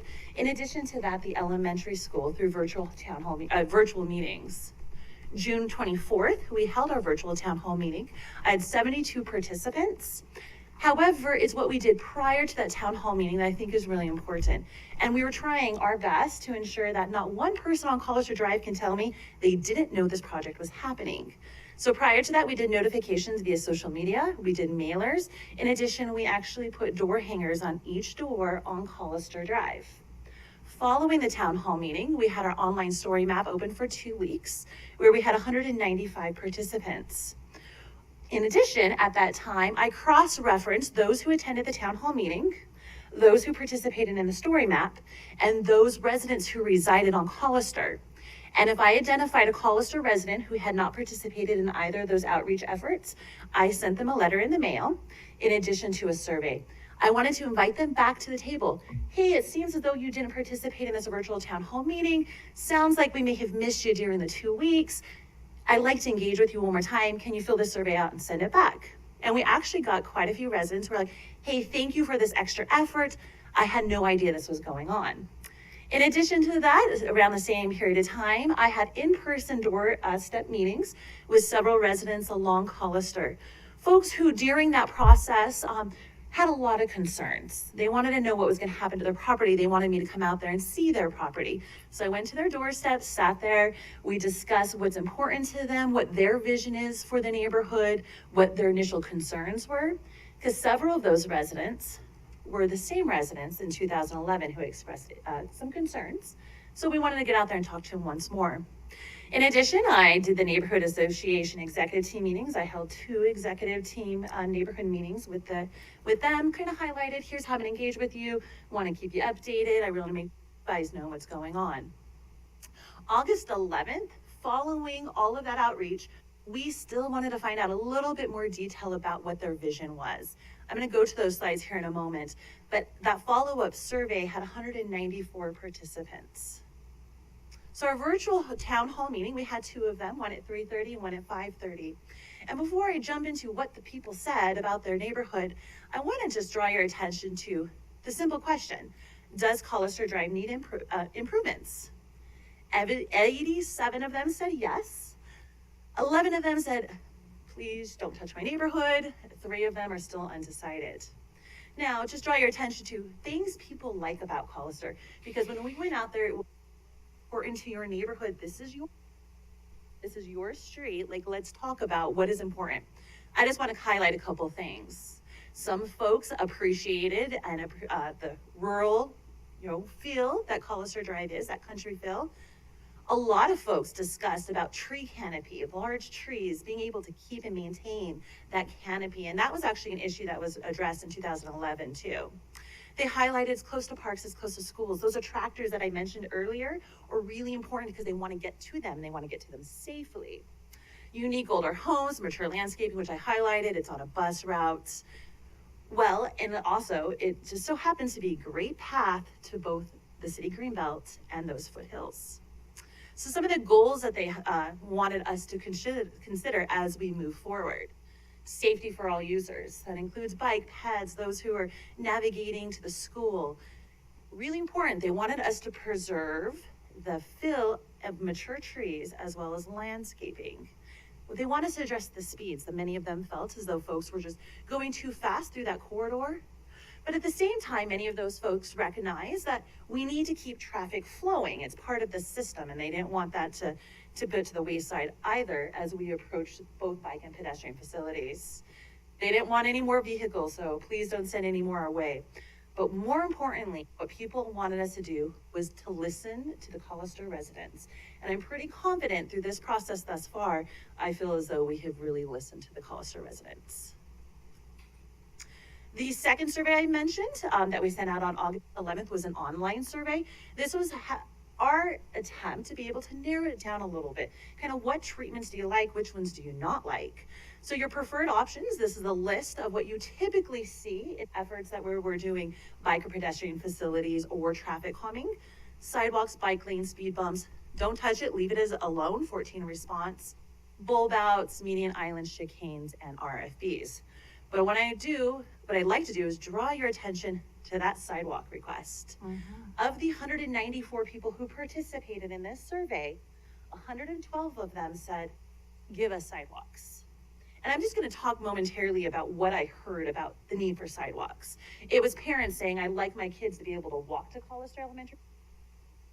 I like my kids to get to the library that is near State Street safely. I like my children, or I personally, they like to be able to run or ride their bikes up to the foothills. That's where the 112 response come from. So let me draw your attention to third options. Again, you're going to see these are options we see in all of our efforts. I want to draw your attention to leave it as is. 120 of the respondents of 194 said, please do something. Leaving it how it is today is not a viable option for our community and for their neighborhood. So that wraps up just the presentation, in essence, the outreach efforts that we conducted this past summer, and back to that point, I am really confident in the efforts that we did, ACHD conducted, to ensure that residents are aware this project is going on, and that residents, as well as stakeholders, have an interest and are welcome to the table to help us move this project forward. So we've wrapped up our public outreach efforts. However, should I get permission today to move into the phase 2 of this Collister concept study, in the next months, we'll be working on actual concepts, taking those preferred options and applying them to the street. I'll be before you before we go out for that second open house. In spring, I'll be back again when we identify what that final concept is and prior to going out to the public. And it is my hope that we will be adopting this in the summer of 2022. So what I do recommend is that the commission does give us permission to move forward for the second phase of this concept study. That concludes my presentation, and I'll stand for questions. Brooke, I think that this particular process that has been initiated with this area should be a template for what we do going forward. Every last one of us, especially Jim and I, because we've been around the longest, believe it or not, has heard what the public has said about, gee, I didn't know anything was going on. And I just love the fact that we're force feeding this on them, so that can't be an excuse or a complaint any longer, at least insofar as is possible. So thank you very much. And I remember all but one of the meetings that we've held on this particular corridor, and looking at that school, looking at the library, and just wondering when in the world was safety going to become a priority for some of the folks that live on Collister. And this might well be an example of how development has fostered a greater sense of urgency for that. Thank you. Mr. President? Yes. For a great presentation. I just have to commend you for the human-centered response and how you listened and learned and trying to meet them at their level. There's so much value in coming at these projects and all projects at that human level, basic human level, is what do you need? What's your vision? And I think that you've done this extremely well, just not just from your presentation, but just in the statistics of 87 wanted this project and only 3 were undecided. That seems to me, signals to me that they have been very informed. They have understood the options, and I totally respect those 11 that just don't like it, and that's totally fine. But what I lose sleep over is I just really want to make sure that all these neighbors have all the information that they need to make an informed decision about what they'd like in their neighborhood. And I think you really delivered on that, and that's really exciting. Collister is just very, very scary for all people, and I can't even imagine how scary it is for kiddos, and people use it all the time. So just love this. I would be really looking forward to seeing that concept. Thank you. Mr. President? Yes. Yeah, I want to echo that, and I really appreciate the outreach. What we've done now, and you've done personally, it's created a tremendous expectation, a trusting relationship with those neighbors that we need to be very careful to protect. And so I would, first of all, make sure that they are involved in co-creating the design. I think the issue 10 years ago was that, we have a standard template for straight sidewalks, attached sidewalks, trees be damned, parking, whatever the other property uses are. This is the way we envisioned it. No, that's not going to happen. We see in the East End, for example, on McKinley and Franklin, you watch that sidewalk and it curves to protect trees, but its curve is in a way that's ADA accessible. So we can do both. And some people have said, I prefer the landscaping and the tree canopy and the property to 1 or 2 spots in front of my property for parking. And so they get an opportunity to make that choice. We don't make them for them. So it's the way in which we now bring the engineers in, which is the scary part from a neighborhood standpoint. And I know you know that. We don't have as much flexibility as we had on Kootenai. We have much less flexibility, so that's why I think it's so important that we help co-create that with the property owners along that whole stretch. And it will then be a very unique stretch. It'll look different than a lot of other streets, but in order to function and in order to continue to build on that level of trust so that we can then replicate it in other parts. And the only thing I'd want to add in your description of attractors, I think it's really important. We just last week, week before, had another presentation on the State Street corridor. And I think it's absolutely critical that we convey that we're talking to CCDC, the City of Boise, VRT, everybody understands Collister is a TOD, transit-oriented development site. They are investing in that. That will be an attractor in and of itself. And people will be using Collister to access it, but hopefully the majority of them will be using public transportation or walking and biking to get to Collister. Although we understand people will drive to Collister and park and catch the BRT into the city. So include that as this is one of the 5 TOD sites on State Street in describing what are the attractors. And then the people understand, okay, yeah, we get that everybody's talking to each other. Thanks. All right. Any other comments? Yeah, just let me say, excellent presentation, lots of good information. I think you're doing a great job. I think this is exactly what we need to do, and I would be in favor of proceeding with phase 2. Mr. President? Yes. Brooke, as always, just an exceptional. You really have set the bar for outreach and getting those comments and getting that engagement from the public. And I really like how you followed up. You did that cross-referencing. It's like, you can run, but you can't hide. I'm coming for you. I want to know what you're thinking. And so you've got their interest, they're engaged, and so I absolutely support going on now to phase 2. And I know this is going to be a rousing success. And you've got the knowledge from what went awry last time with the whole sidewalk thing. So kudos. Thank you. Okay, folks, remember this is an action item, so I would solicit now a motion to approve the staff proceeding with phase 2 of the Collister concept study. Mr. President, I would move that we approve going on to phase 2. Second. All in favor? Aye. Any opposed? Good. The motion carries. Thank you. Good to see you. Okay. Brooke stays deeply involved in moving ahead. Yep. Yeah. Fourth item is more 5-year work plan action on the floor. So give us 5 minutes.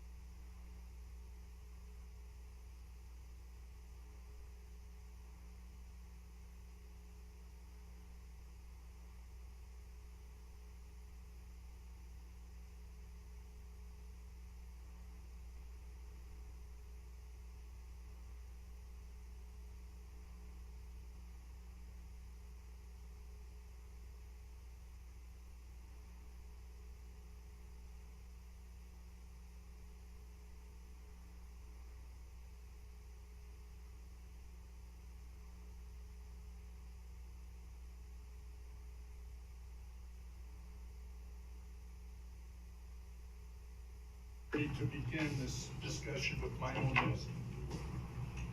You all have a copy of it.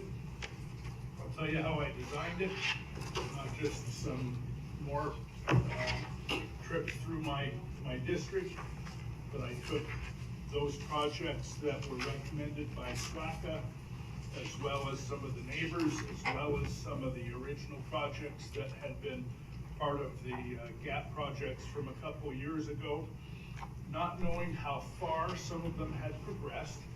So I'm not making any assumptions, but you'll see a number of projects I've itemized priority-wise on my first page or two, and then as attachments, the SWACA letter that I received some time ago, as well as one of our lists of scoped projects, and I highlighted in yellow ones that were in my district.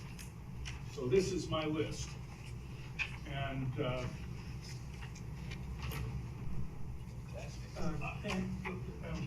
yes. I'm sorry, can I ask a question on number 3? Yes. Cloverdale Road, progress from 2019. What segment of Cloverdale Road are we talking about? It's let's see. It's all the way, it's up to Lake Hazel Road. And Which one are you after? I can zoom in if you want to. Cloverdale. So north or south of Lake Hazel? south. Oh, sorry, north. North?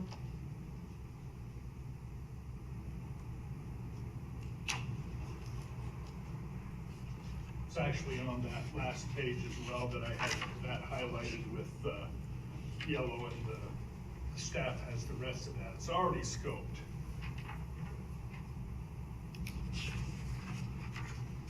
In fact, most of these are already scoped. I will disclose one thing. I discovered in my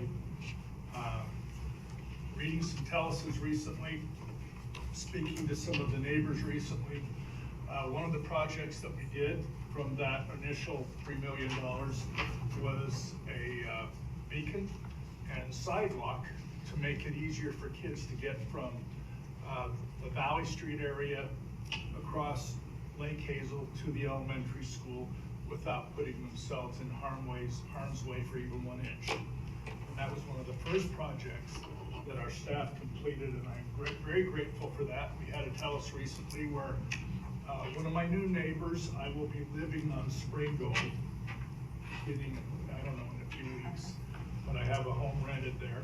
But she asked if we would put a crosswalk at Springgold and Valley. It would have to come complete with about 10 feet of sidewalk, a couple of ADA ramps, and so that's on my, that's number 2 on my list. Number 1 was a project that we've had looming for years, several years anyway, which was right in front of the old Kuna High School, which is Kuna Middle School, where 3 children have been hit by cars recently. And they've been asking for a hybrid beacon there as well as a crosswalk. The school district has agreed to put in anything necessary in the way of sidewalks up to the main doors of the school so that people will be able to use it. Like, okay, this is the way we do it, instead of spreading out all over the lawn and crossing wherever they want to get the pudding. This is also the project that you've heard of in the bicycle and pedestrian advisory groups for a long time. And it's the one that I referenced having a meeting right after this week's meeting with Wava Kaufman. And she called me about 5 seconds after that meeting was up. And so that's very important to me. It's very important to the school district. It's very important to the city of Kuna. The rest of them are pretty self-explanatory. Now, I have a question for Christy and maybe Steve. These are all actionable items. We didn't take any action on anything last week. What kind of action is necessary to move these onto the list of the integrated 5-year work plan, community programs, for the $1 million that I have to spend in my district? You guys are going to tell me how far this can go, and anything that can't be done shouldn't be programmed.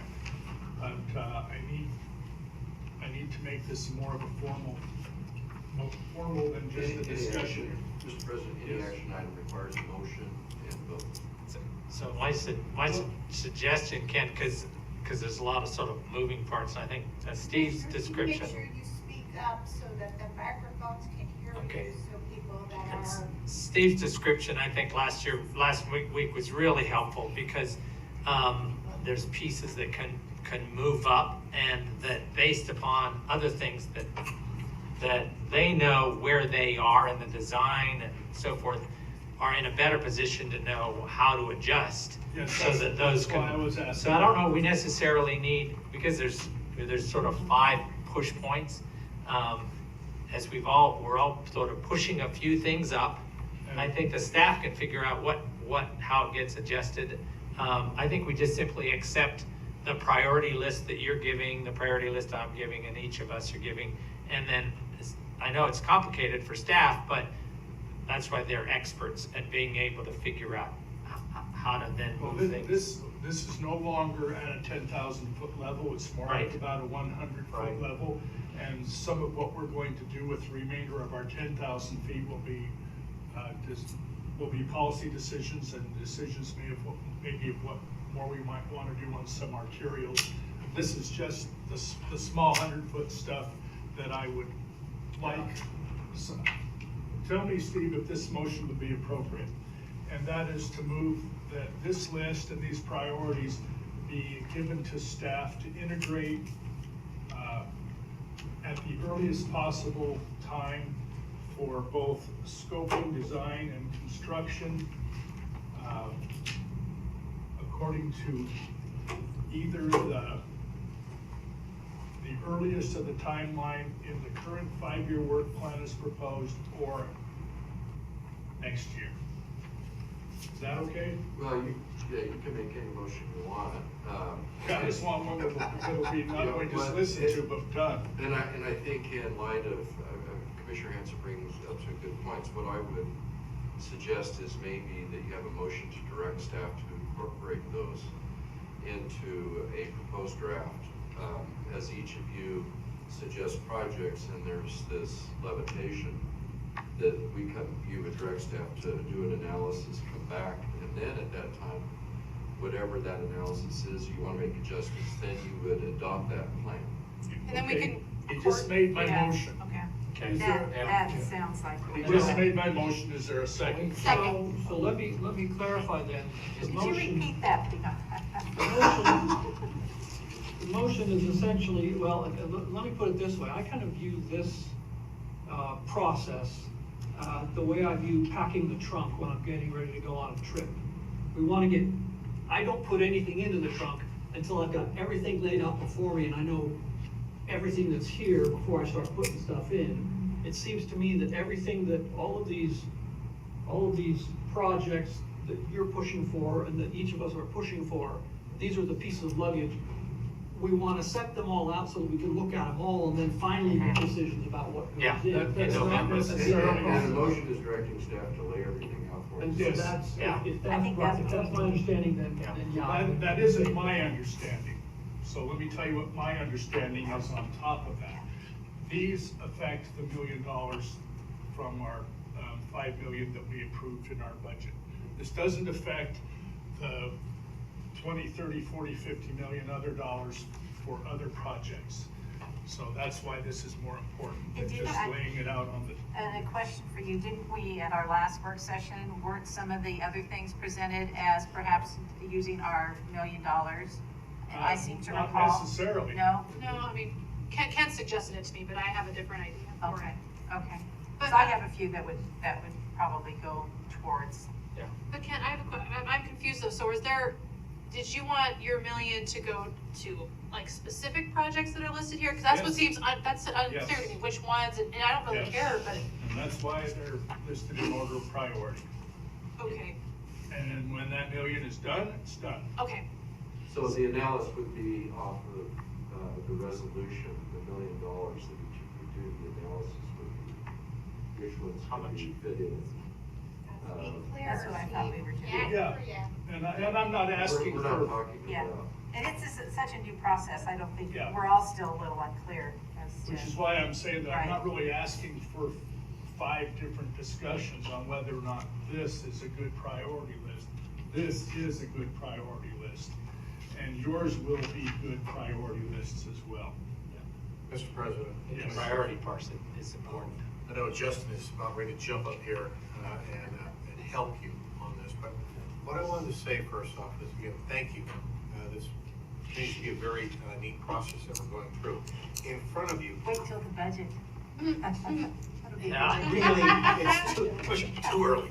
Too early. Never too early. It'll be It's good. too early. We It'll gotta be get to good. an audit, and we didn't know we were spending yet. Anyway, Commissioners, what I'd like to ask you to take a look at is that the staff did a tremendous job last couple of days, especially last night, putting together this piece of paper for you.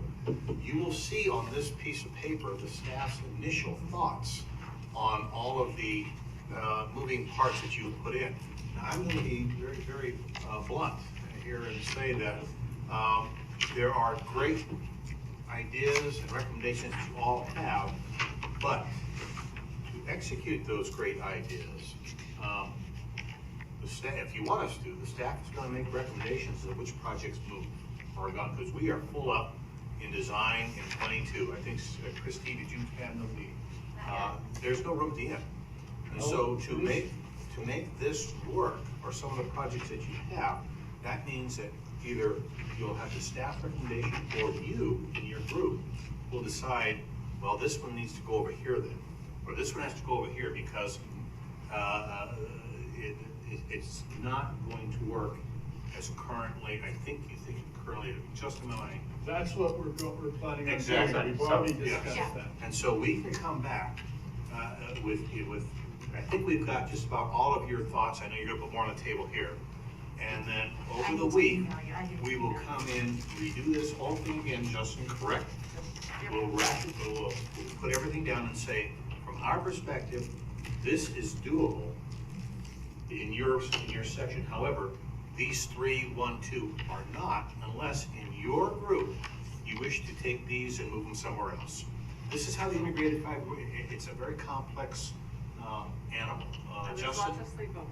We have about Yeah, she lost a lot of sleep over this. I think we have All about year, I have a 3 file. of these that are on this. Absolutely. So Yeah, those were So ones don't you we sent me. need- that's the ones I gave you. Don't we need to have that, the input, and then staff comes back, how they have Yes. evaluated, Commissioner Mayor, we and would then recommend. we, okay. Yeah. That's Yeah, it. Christie's gonna go ahead and hand out the, thanks Christie, handing out the current projects that are, in design for 22. And Commissioners, as you're very aware, projects have phases. And, as you've seen with your presentations today, starting with neighborhood plans and project identification, moving into concept designs like what we're doing on Collister, which was a good example. A lot of these things take time. It's not, we're gonna go build this in 2022. Collister's a great example. It's a great idea. There seems to be a lot of community support, but the process to get to a project with specifics that people agree with, including you, commissioners, that's not always a fast process. And so I just want you to keep that in mind.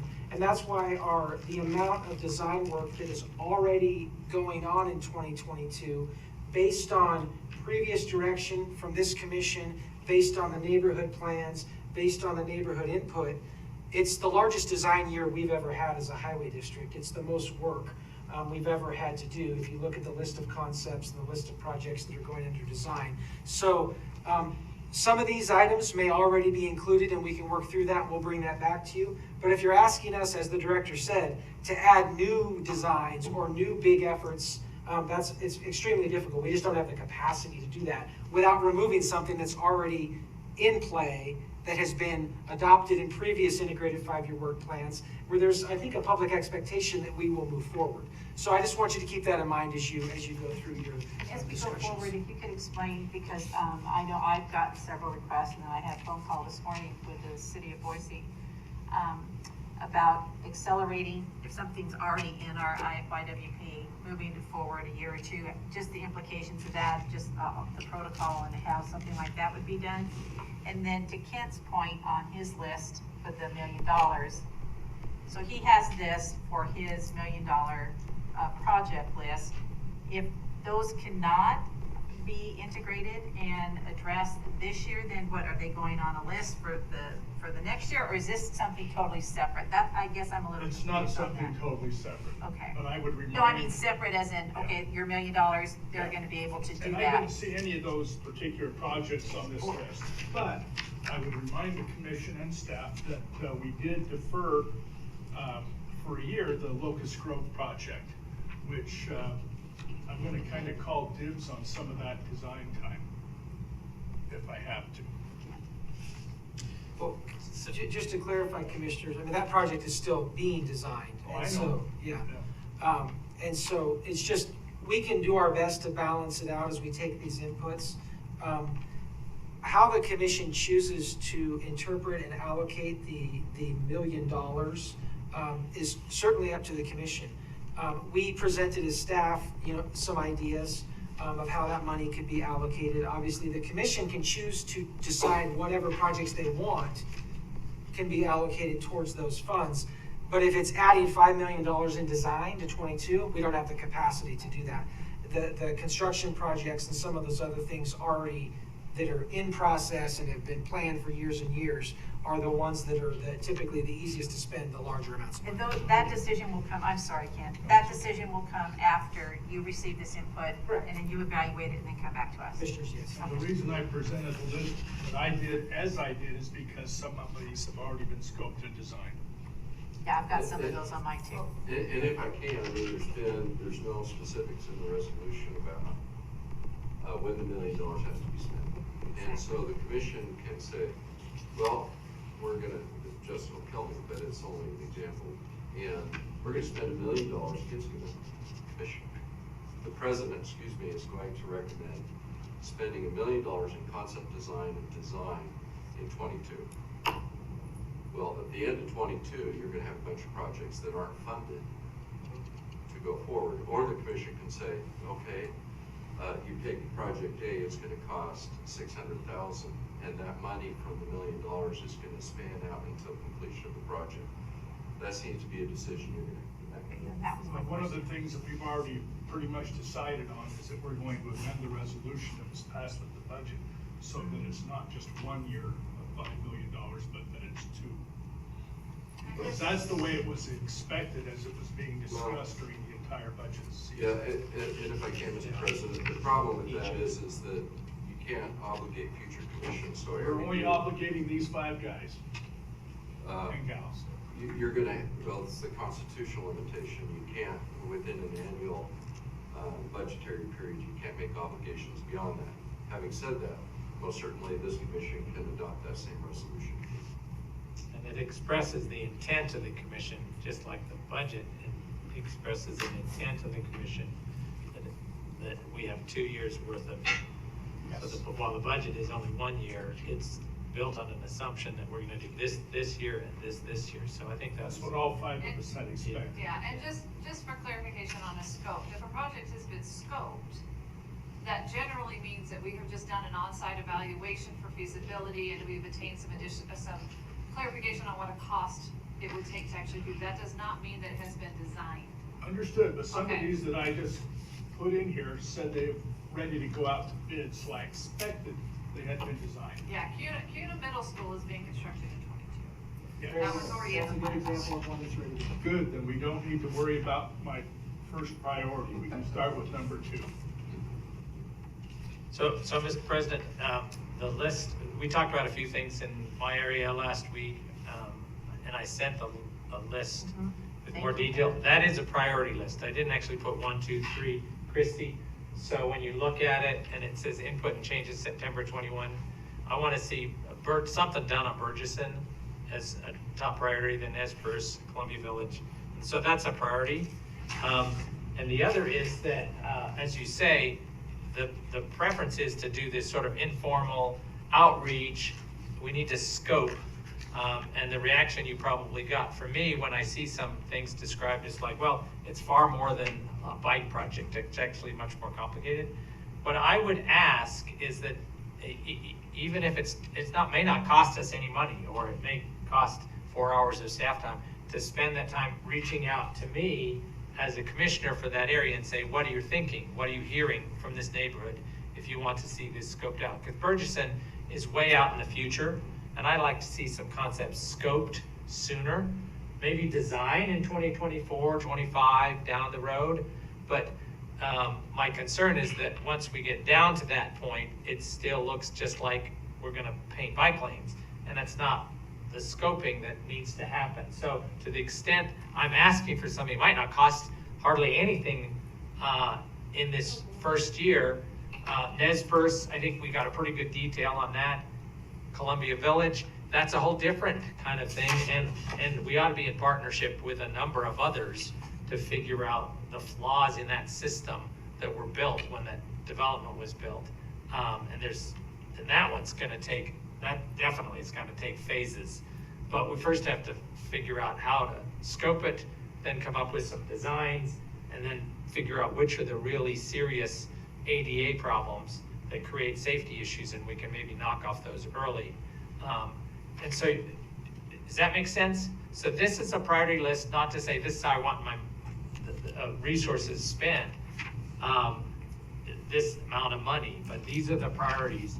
And then when you contact me, you can call and say, okay, here's the trade-off, because you represent that area. And then we can sort of brainstorm, okay, yeah, okay, I see why you're doing that. Maybe we ought to leave that there. But the challenge, I think, for all of us is you're not sort of in a position or something, there's some process that doesn't allow you to reach out to us individually and as a source of information. You have to kind of wait until we bring it to you. And so then it becomes a little, things move along. So this is my priority list, and it's an invitation to contact me, because every single one of these has come from people I've talked to in these neighborhoods, and why. Anyway, do you see where I'm coming from? Commissioners, Mr. President, Commissioner Hanson, certainly I did want to speak to a lot of your requests, and it's a shift in focus in a lot of ways. Through the adoption of the Bike Master Plan, and upon the recommendation, I don't know if you recall, of the Boise Bicycle Coalition, the Bike Boulevard Coalition, there was a desire to go out and implement as rapidly as possible signage, striping, and some simpler improvements to get as many of those bikeways started as possible. That's where that came from. And a lot of your comments, specifically Commissioner Hanson, relate to expanding that idea and going in a more comprehensive approach and building curb extensions, sidewalk gaps, and all that. Either approach is valid. It's just two different ways to approach the projects. And so if indeed the commission is giving us direction to deviate from that previous approach of getting those signs installed and things like that, that's great. We can take that direction, and it'll just be a lot fewer segments that we're able to accomplish if we expand them to include the public outreach and all the other things necessary to accomplish what you're asking. I think you'll see there's a number of places where a signage project on Manitou, for example, great. I don't think there's a whole lot that's super priority on that segment other than making sure that signage.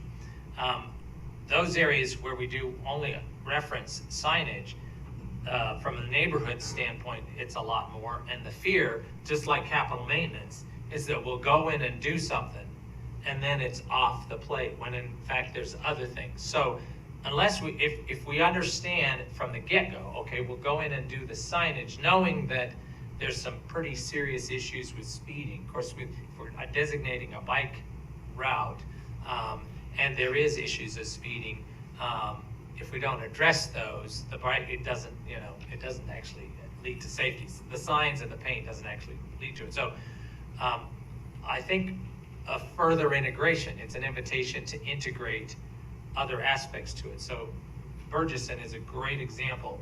If we just put painted bike lanes on Burgesson, we will probably have a greater risk of injuries and fatalities, because it's such a long stretch. It's such a wide road. People already use that as a cut through to get up to Federal Way or down to Federal Way, that those bike lanes will either be underused or they'll be unsafe, and it's a route to school, which is why I've suggested Burgesson really needs to be a lot more. We have to think about that more. And next year's budget may not require, it may not, there's so much we need to do to really understand, to get the concepts in. And then we can say, okay, how should we approach this particular segment? Because this is one of the, rather than looking at them, I'm looking at them as a complete street. And that my fear, as with them, we were, and now we've moved from capital maintenance projects, is to, once we've been in there, it's like the assumption is we won't go in there again. But in some of those we're gonna have. On that Burgesson one, that is one, it was a newer one that we added in this year that ended up going back out. That is one that we had identified as a more fully evolved type of project and concept. And the original amount we had in there for that was $150,000 for the concept, which is large for the concept study. So that was always the original intent on that one. And if that's one that you want to request be moved back in, that could be part of it. Yeah, and I do, mostly because you'll see that just in terms of that whole area of Southeast Boise, that's the one that's often neglected. And sadly, the whole development of Columbia Village was done in a way that encouraged speeding and cut through on those arterials or on those collectors. And now we're coming to, okay, how do we deal with it? And the only thing on the project list now is a capital maintenance and a bike connectivity. And again, we have to take a holistic approach to it. I think it's going to take a few years to put those concepts together. I don't think it's going to take a lot of money in this coming year. And frankly, that's where me and the neighborhood and the city and our allies can help flesh out those concepts without a lot of staff time before we get to a lot of staff time. In our, as you're aware, commissioners, you did change our approach to capital maintenance. In 2020, we received that direction. We're working to implement that. Some of the projects, we call them legacy projects, were designed and prepped and ready to go through the federal aid process. And so some of those are under construction now, a few hangovers until next year. But going forward, we have committed to do that. It involves public outreach, looking at curb extensions and all the things that you direct us to do. So we are certainly doing that. I did want to speak to staff commission interaction, and I think this is an important topic. I'll be totally honest, it's always staff's preference to speak to the commission together. It's always our preference, because that way we're able to get feedback from all of you at the same time, and receive the different opinions and input that you might have.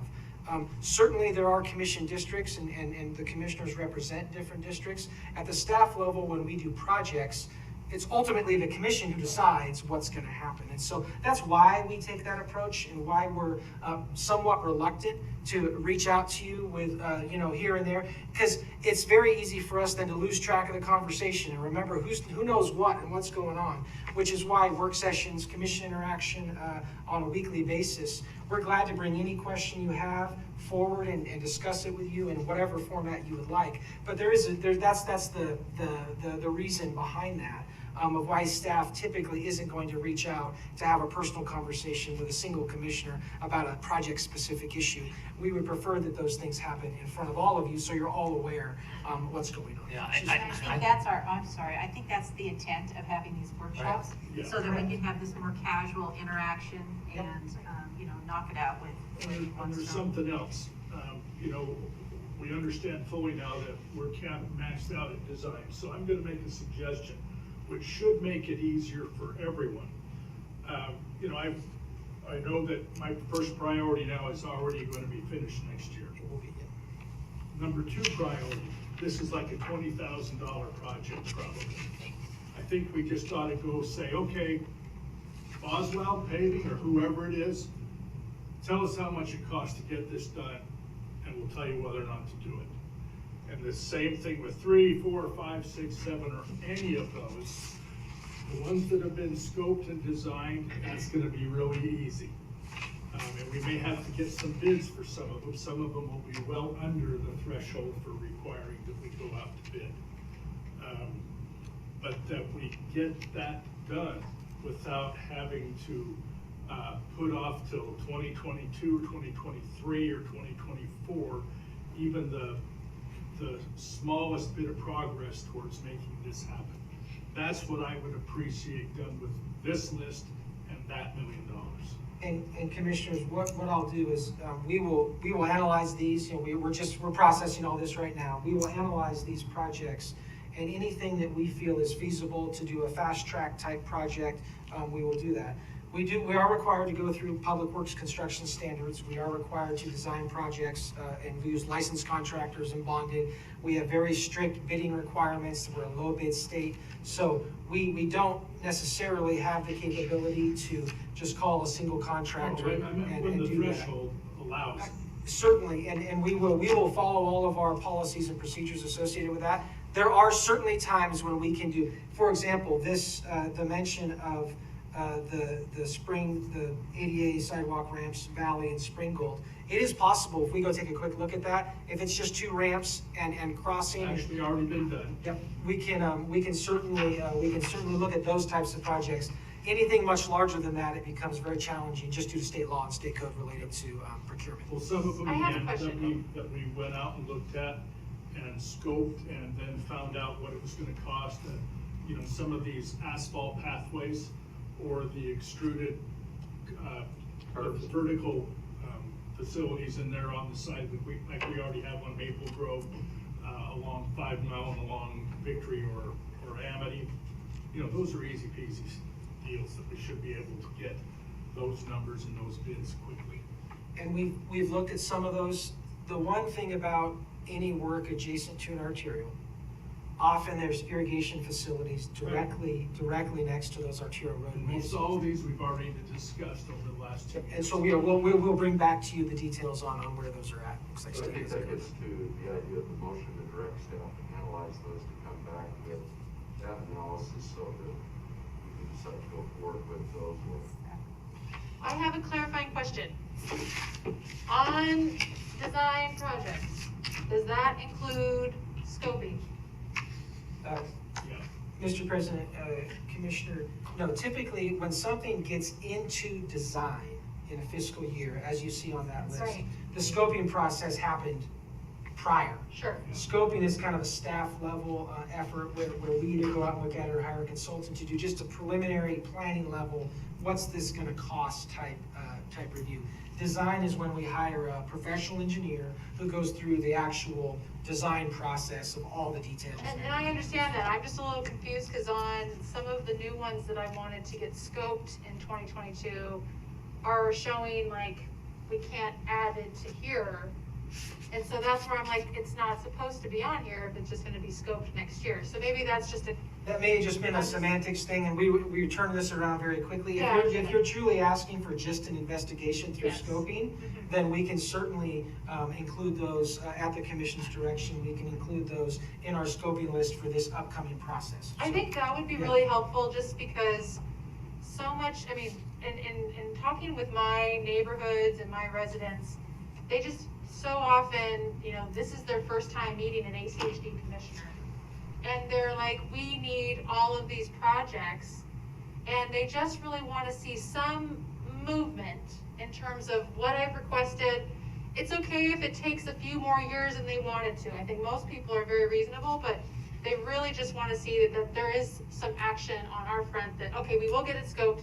And if it has to get delayed a couple years for design because we are at capacity, I think most of my neighborhoods understand that. But I just think for the sake of transparency and taking this feedback that you've all asked us to provide, I think having a list of scoping would be very helpful.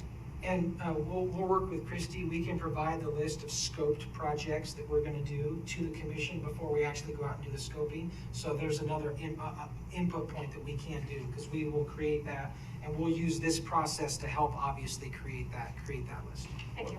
Well, and I would just build on that and say there's sort of almost a preliminary. You don't need to bring all 5 commissioners into the scoping if you've sounded out a couple, Commissioner Pickering's relationships in a neighborhood and said, okay, what are the concerns that they've been raising? Instead of not communicating with her, coming at it from a staff level and missing some stuff, and then coming at it and finding out, oh, actually, there's also this. So that we totally understand we don't direct your work, but we're a source of information that we've been gathering in our neighborhoods. And we want to see that in the inside being used as quickly as possible. So you can then evaluate and say, okay, that makes some sense. In other words, it's an avenue for me, instead of, I always feel a little like I'm a nuisance when I keep sending you information about my neighborhoods and what my concerns are, because it seems like things have been moving along, and it's like, what's the earliest stage I can start getting some of these things in? And then I learn and can come back to neighborhoods and say, the neighbor leaders, and say, this is how we incorporate these things. I think that would be really helpful. I think all 5 of us totally respect, we don't direct your work. But as soon as a project is sort of the preliminary scoping and you want to go to that next level of really fleshing it out, pull us all in, and just like we did on Kootenai, everybody started to learn about what the challenges of Kootenai are. And it's like, I would love to have all 5 of us walking around Columbia Village tomorrow. There's some wonderful people there. In fact, I found out one of our ADA committee members lives up there. So, but I don't want to take all your time to do that until we sort of initially identify the wheat from the chaff, and then later on, as things get scoped out, pull the commissioners in to those projects. So it's not an either or. And I really want to, it's a way of validating the work we're trying to do with our neighbors and give us a way of just going back to them and saying, this is where, Folks, we're gonna be here till 6 o'clock if we don't make some progress, so.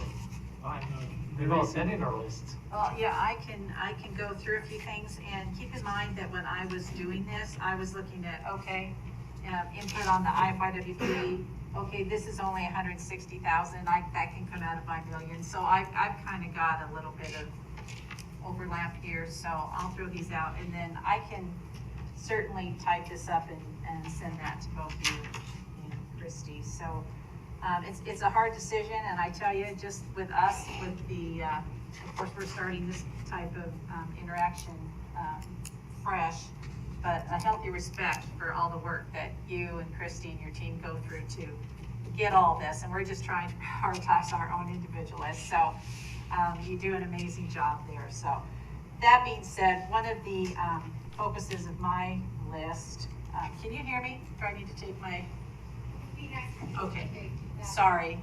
We'll have a good recording, but okay. Take your mask off and you don't speak clearly. This is better than the one I had on the other day, but so just looking at our younger users of our roadways. And so one project that really is important to me is the Star Elementary. We did that trip, field trip with Meg and Tom, and Lisa Brady was there. And to just stand there for, I think we were there for like 3 hours and watching, I mean, that is a critical area of need. That is a busy road, and a lot of the growth in Star is taking place on the north end, but everybody's going from Main Street up to Floating Feather. So we saw a lot of near misses and things. So I really would like to see, and I know Tom, he's not here today, but he did the after action and came back with suggestions with the restriping and try to just match that entire street all the way down. We saw parents dropping the kids off in the middle of the road and coming up with a solution maybe to having a queue where they can drop them off safely. They were parking in a city parking lot across the street, and kids were hopping out and coming across. So I think that's really important. So I don't know how that falls, if you just need to would that have been the scoping then, Tom's report back after we took that trip, coming back with his recommendations? Is that kind of what you're? Yeah, Commissioner made that, that was kind of an initial just look, Yeah. kind of look at the project, and then we did provide that after action report. The scoping process would actually kind of outline what exactly we would do to accomplish the goals. Particularly in that location, we want to make sure we're coordinating really carefully with the school, because they're so involved in what's happening out in front there.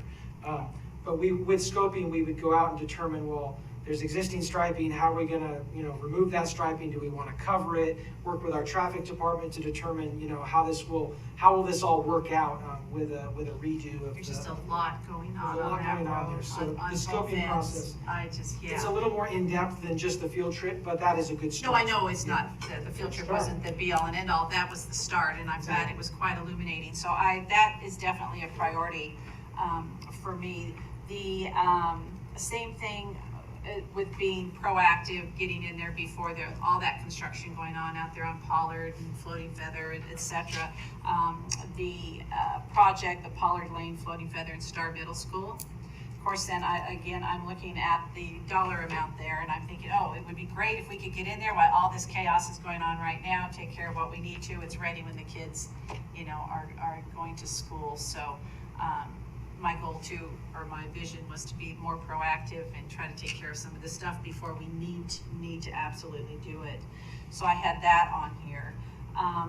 Now the Eagle Road Ranch Drive pedestrian crossing, that's kind of a special story. A little girl, it was a couple of mayors ago, she came in, she'd done a petition, she had her little brother with her. She came in talking about the need for this safe crossing. Pat Calley, we're now on our third police chief since then, but he kind of took her by the hand, and that's when they got the flags and promised that we were going to get this pedestrian crossing there. Eagle Road is just a mess. I think I shared with some of you, I was going to a Compass meeting and left my house on Floating Feather. It took me like 35 minutes just to get up to Chinden, but there's a lot of activity between State and Floating Feather. So I would like to see that pedestrian crossing taken care of. And I was looking at this, okay, 160,000 was the number there, and I thought we could easily do that, because now we're looking at another 5 years. I'm sure this young girl's probably ready to graduate high school, but it is a need, it has been a need, if we could address that. So Sorry, Commissioner. Christy, what's the status of that project, Eagle Ranch? That's a project we added to the program last year. We accelerated it in this year's program for design in 24. Right away, 25, yeah. And construction in 26. Yeah, 26, Okay. so that's a little bit down the road. I think the need is there now, so that was how I approached that. The Park Lane intersection and design, I know the city of Eagle had that request in their letter to have us look at that design. So you've got the work going on right now to increase that capacity on Eagle Road and 44. So you're increasing that capacity there, but just a little bit to the west now, you've got that chokehold. So you've got students that are trying to get to Eagle High, you've got them coming in from the west, turning against traffic, and they get frustrated, they're gonna be late, so they're snaking through the subdivisions, which causes a whole nother host of problems. So I think we need to take a careful look, because there have been a lot of wrecks there, especially during the winter time. But I think the city's request was for us to maybe initiate that design to look at what we can do to make that. Commissioner May, is that the one across the state system? Yes.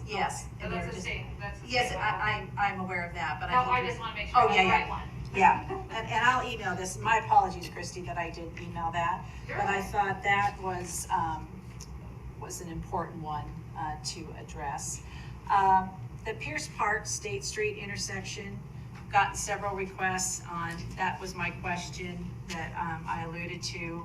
The construction is listed for 26. I know we deferred that, postponed that as a commission. The requests have come in if we could possibly move that up to 24. I've heard from the Pierce Park HOA, residents on Savannah Lane, Glass Creek, but the safety issue coming out of the golf course and making that turn, and so everybody's really anxious to see the work begin on that. And they were, I think, it was Bob Taunton that indicated that he had met with you. And, there was a confirmation that the redesign was going to be complete in April of '22. And so, ergo, the request to possibly move that up a little bit. Just specifically on that project, Commissioners, we are currently in active design right now. Parametrics is our consultant. Right. We're coordinating very carefully with Boise City and VRT. This is the State Street Corridor. We're looking at approaching a 75% design milestone here in the next month or so. And then from there, we'll move towards finalizing that design, hopefully April, May timeframe of next year. It's then acquiring the right-of-way and moving to construction. The way we currently have it programmed, it's kind of set up as a shelf project where we didn't have the funding. It's a large project. It's a big project. We didn't have the funding available in 24 or 25, which is why it got bumped to 26. So there'll be some more bites at the apple on that one of the ability to bring it forward, but we can certainly look at But that. if we could, I would really appreciate that. And I know with the 1 through 8 of the projects there on State Street, they did indicate that BRT had indicated that as, I think, number 3. So if we could take a look at that, I would appreciate that. And this has been brought up at both of our last joint meetings with the City of Eagle. The discussion, and Councilman Bond brought it up again, the multi-use pathways versus the traditional bike lanes. Out in Eagle, we have a lot of weekend bicyclists, the really serious cyclists that are really hauling down Floating Feather and Beacon Light. So I can totally understand their concern that these are not the bicyclists that you want on a multi-use pathway when you've got families out walking in strollers, etc. So I believe the City of Eagle was requesting to have a robust outreach with the user groups, community education, etc. prior to the design. So I just wanted to elevate that and get that on the radar because I think that's an important discussion to have. So there's no money attached to this right now that I could refer to, but I wanted to make sure that we have that on the radar because I think that's going to be significant, especially out in that corridor. I mentioned 8th and 9th. If I'm going too fast, just tell me. I'm a fast talker. 8th and 9th Street, the traffic calming, I saw a reference to that. I know you met with Cynthia in April. I believe, was it you? No, Ryan Head and Tom Laws. I did go, 8th Street has just become such a thoroughfare with people coming down from Somerset. It's a straightaway. The speed bumps really, they don't do anything. I went down there this morning just to get on my way in, and cars were behind me. I mean, they just, go right over, and you can't see where they are. So I don't know if in the interim, maybe just a really bright fluorescent paint on there that people could see that they're coming up on a speed bump. But I sat at a friend's house there for about 3 hours and watched it, and it is kind of scary. So you've got all kinds of, and with the cars parked on the street, people are losing their mirrors and people are going fast. So if there's just some way, they specifically mentioned 8th and Brumback. You've got the 2 stop signs of perhaps making that a 4-way stop. Just if there's any type of relief that we can do in the interim to kind of slow things down on 8th, that would be, I think, very advantageous and well received. Quick update on those projects. We are, there's a Longfellow Elementary project, which is in that region with bulb outs and some other things that is on the list. We also have some other maintenance projects, and so I can provide the commissioners with a summary of what is going to be included in those projects. We're working on it right now, and I think it addresses the majority of the concerns. Probably, that's why I said I was glad to see that on the list. And actually that demo project, that was my first project with Cynthia down there, counting cars. So that will definitely be a benefit. The other thing too, I am looking at students and the different projects and things that we have out there for some of our younger users. I like to look at some of the areas that are not not as much in the headlight, not a whole lot of attention being drawn to it, but have been out there for a while with multiple requests. And one of them is the Cynthia Mann School.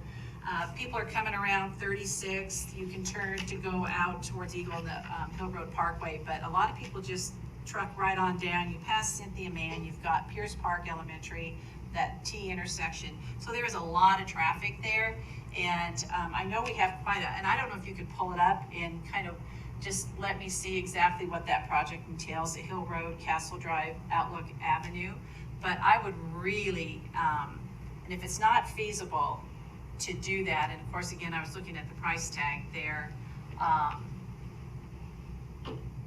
if there's something we could do there in front of the school to really highlight the fact that kids, and they have the young safety patrols that are going out in the middle of traffic, and people are in a hurry when they're going down Castle. So Sorry, it's not playing nice. just exactly how that all comes together and what exactly the plan is there.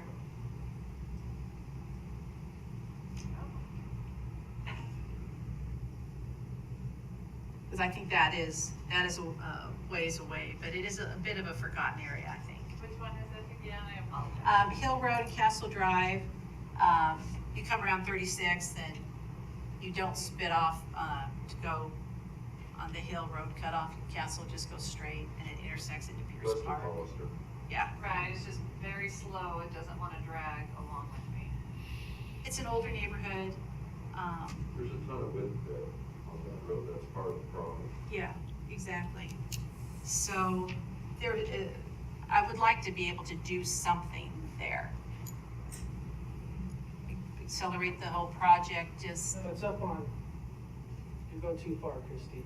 I went too far? Yeah, west of Collister, so up there, what's the blue dot? Oh, this one, sorry. What are those two projects? This is the Hill Castle Outlet. okay, that's it. So it's pet facilities on the east side, enhanced crossing across the castle at Cynthia Leon. So there you go. So that includes an enhanced crossing at Castle. Okay, so what are the dates? I didn't write them down on here. I know they're in our. They're up there on the screen, actually. Oh, sorry. It looks like design was in 2024, right-of-way 25, and construction 26. So in 24, so. That's the current schedule. Okay, so that's for design right of way, okay. All right, so I just wanted to take a look at that, and again, I was looking at some of the dollar signs on this, thinking, okay, I've got $1 million to spend. You know, what are the implications if we move something up and accelerate that project? So I thought that was important, and then I got a phone call or an email from Bree Brush at the City of Boise regarding 5th and 6th, and she said that she and Karen have spoken to staff, but with the Ccdc funds that are available, they, and I only talked to her for about 5 minutes, and she said they would be willing to postpone or reprioritize the pedestrian crossing on 13th and Franklin. I went by there today, and you know, I mean, that's not my decision to make here, but that's right there, right at Boise High. So I don't know if that's one that we would really want to take off the books. And then the other one was, and that's $332,000. So then the other one that she mentioned was the Broadway Idaho Warm Springs project. That's a huge project. That's $3.9 million. But they were wondering if perhaps they could defer a portion of that project. So that's something that staff would have to take a look at and come back to us about the feasibility and everything that's involved with that.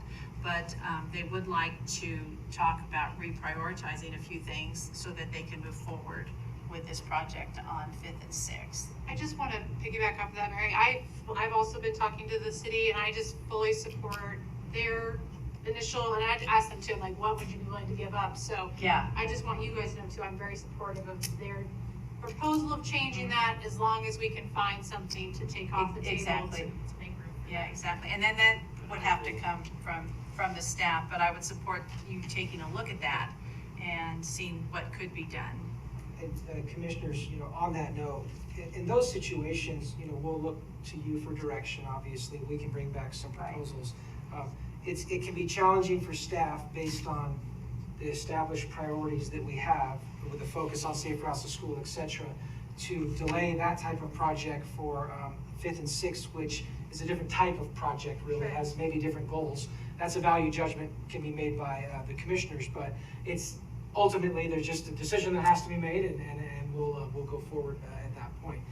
But We will continue to work with staff. I had a brief conversation with staff members at Ccdc. I understand they're working on it and are likely to bring some proposals forward. So that would help kind of explain what exactly the goals are on 5th and 6th, how the partnership will work out. So if you could follow up with her, yeah, and have that conversation, because I think that would be good. But I'm not sure that the one right there by Boise High would be the best one that we would defer. Especially, it was pretty crowded when I went by there this morning, but if you could do that, I would appreciate it. So that's kind of what I came up with. And then on the larger scope, I understand all the comments about the project being dropped in our lap, and we weren't sure about the funding going through, but I do think if we're reticent to say that, well, we didn't know it was coming, it was a surprise to us, and then not have anything listed in our IFYWP. I don't want it to be something where, because ITD is the one building the road, they're gonna build the highway, the expressway. I don't want it to get to a point when the impact is so extensive that we're playing catch up.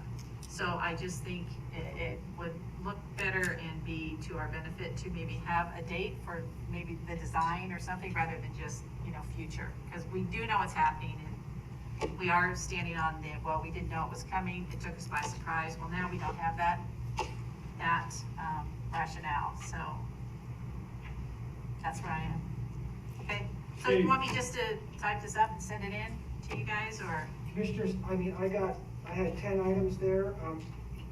If you'd like to type it up, Commissioner, that's great. I think I took pretty good notes, so I think we got it. You got it, okay, and then you'll just come back to us, all right? We'll add it to the overall spreadsheet. Okay, I just super. want to reinforce what Commissioner May said. I think the preference for the East End is some of their other priorities on Warm Springs and not the Broadway, Warm Springs, the big gigantic intersection. So that if the city is also saying our priority is to spend it elsewhere, I think that sort of there may be convergence of interest, but of course, obviously, I advocate for making sure that some of the issues, especially the East End, and there the expectation is that roundabout is going to be built in Penitentiary Way, and the city and the state ought to be helping to pay for that.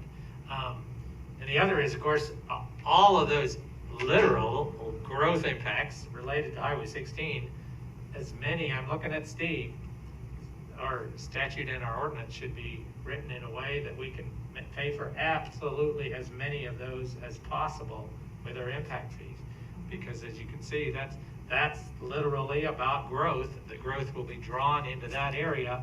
And if we're trading off, old crossings in front of old schools in order to do that, it just doesn't make sense. Yeah. So, yeah, good. I agree. Well, That's my input on the. Thank you. Go to Dave now. Good. Let me, two things. One, I have to admit that I'm not sure that I'm completely in agreement with Commissioner Goldthorpe on the Locust Grove. I assume you're talking about Locust Grove from Fairview to Houston. No, Which section of Locust in Grove? my district, from Overland to Victory. Overland. South of the freeway. One of the things that I am doing, I am seeking additional input and clarification from the city of Meridian about some of the priority requests that they have, because some are unclear and the absence of others to me is unclear. So I still need more information from them. And admittedly, at my first year involved in this process, I have to admit I've gotten a little slow start. Well, this is the first year in this process that any of us have done this. Well, Well, we've given input on our district stuff. Yeah, my list is still evolving, so let me, Okay, I will have more to provide this week and for preparation for next week. Alexis? Yeah, so I sent my list to staff last night, so I very much appreciate all the effort that you guys did to get this ready for us today. Thank you, I appreciate that. The couple of big ones, hold on a second. Okay, so we talked about Mountain View Drive, we talked about Liberty and Garden Street and Irving Street. One really simple project that I sent over was along the Greenbelt, obviously in Garden City. on Mystic Cove Way, there's the greenbelt and it goes into this neighborhood and then it pops back out onto the greenbelt, and there's no ramp of sidewalk to connect the greenbelt to that, because you leave the greenbelt and go through this neighborhood for a brief minute and try to get back on. So it's not ADA compliant. It's seems like a very relatively simple fix. It's been there for a while. So that was one of my recommendations. And the big one that I really want to talk to staff about too, because I want to get your guys' feedback and ideas, and how have we done something, or how have we approached this type of issue before in the past, and that is Osage Street in Garden City. So, it's parallel with Chinden on the north side, and, we just had that fatality. And basically Osage is a very narrow, it looks like it could be like a one-way street. It connects all the way from 32nd to 46th. And basically my proposal would be that we create, and I'm thinking it's just really a pilot of sorts, that we try out doing a bike ped or local driving only pathway there, because really there is no safe, Chinden's extremely dangerous, people are dying. I biked it on Sunday, and there's even a portion that doesn't even have sidewalks, and you're actually pushed into the roadway because it's so narrow.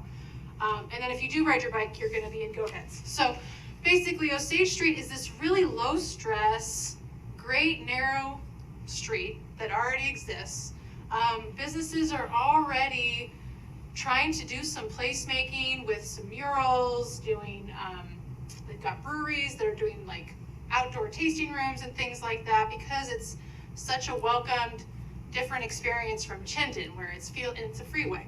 So basically, I know that we're maxed out on design, but because this is a different kind of project, I'm wondering if there's any flexibility in that. And Garden City is very supportive and just voiced public support just, I think, a couple weeks ago to get this figured out, because it doesn't seem like ITD is gonna fix Chinden anytime soon, and people just continue to die, and they will die because of how it is. So I feel like this is a really great, cool opportunity for us to maybe learn a few things, try something different, not do anything too crazy expensive, because it's already there. Maybe just painting some crosswalks, because there's no crosswalks. Maybe even doing the detached, small concrete barriers for occasional bulb outs. And then maybe just switching the stop signs so that traffic going north and south stops for people to cross on Osage. So that's kind of my big thing that I would like to use the $1 million on, is to try or do a portion of that to make it safer. Commissioner Pickering, so Osage is complicated. I'm gonna be totally honest. Of course it is. It's an extremely complicated street. I've driven it the whole length of it multiple times. One of the biggest challenges we're going to face on that corridor is ADA accessibility. Mm-hmm. And it really has the width of an alley. Yeah. And it would not be considered ADA accessible at any point, basically along that corridor, because there's no dedicated pedestrian space. And there are, obviously, there's business access off of Osage. Mm-hmm. I'm not trying to be a downer here. I really don't want to do that. There's just a lot of complications. But I'm wondering, road. but I'm wondering though, to your point, it's not ADA accessible as we view it as a road today, right? So what if we made it a different road entirely, right? Where it doesn't have to have sidewalks and the entire thing is just a pathway. In other words, Commissioner, what you're recommending is a relook, maybe a different concept as opposed to a thorough public up that becomes something like down on Grove in the Basque area, more of a people. Right. Like 8th Street, essentially. It's basically would be like 8th Street. We can look at that. And what I wanted to do is just, and I greatly appreciate representing Garden City, because to be candid, the leadership in Garden City has refused to participate in the integrated 5-year work plan for multiple years now.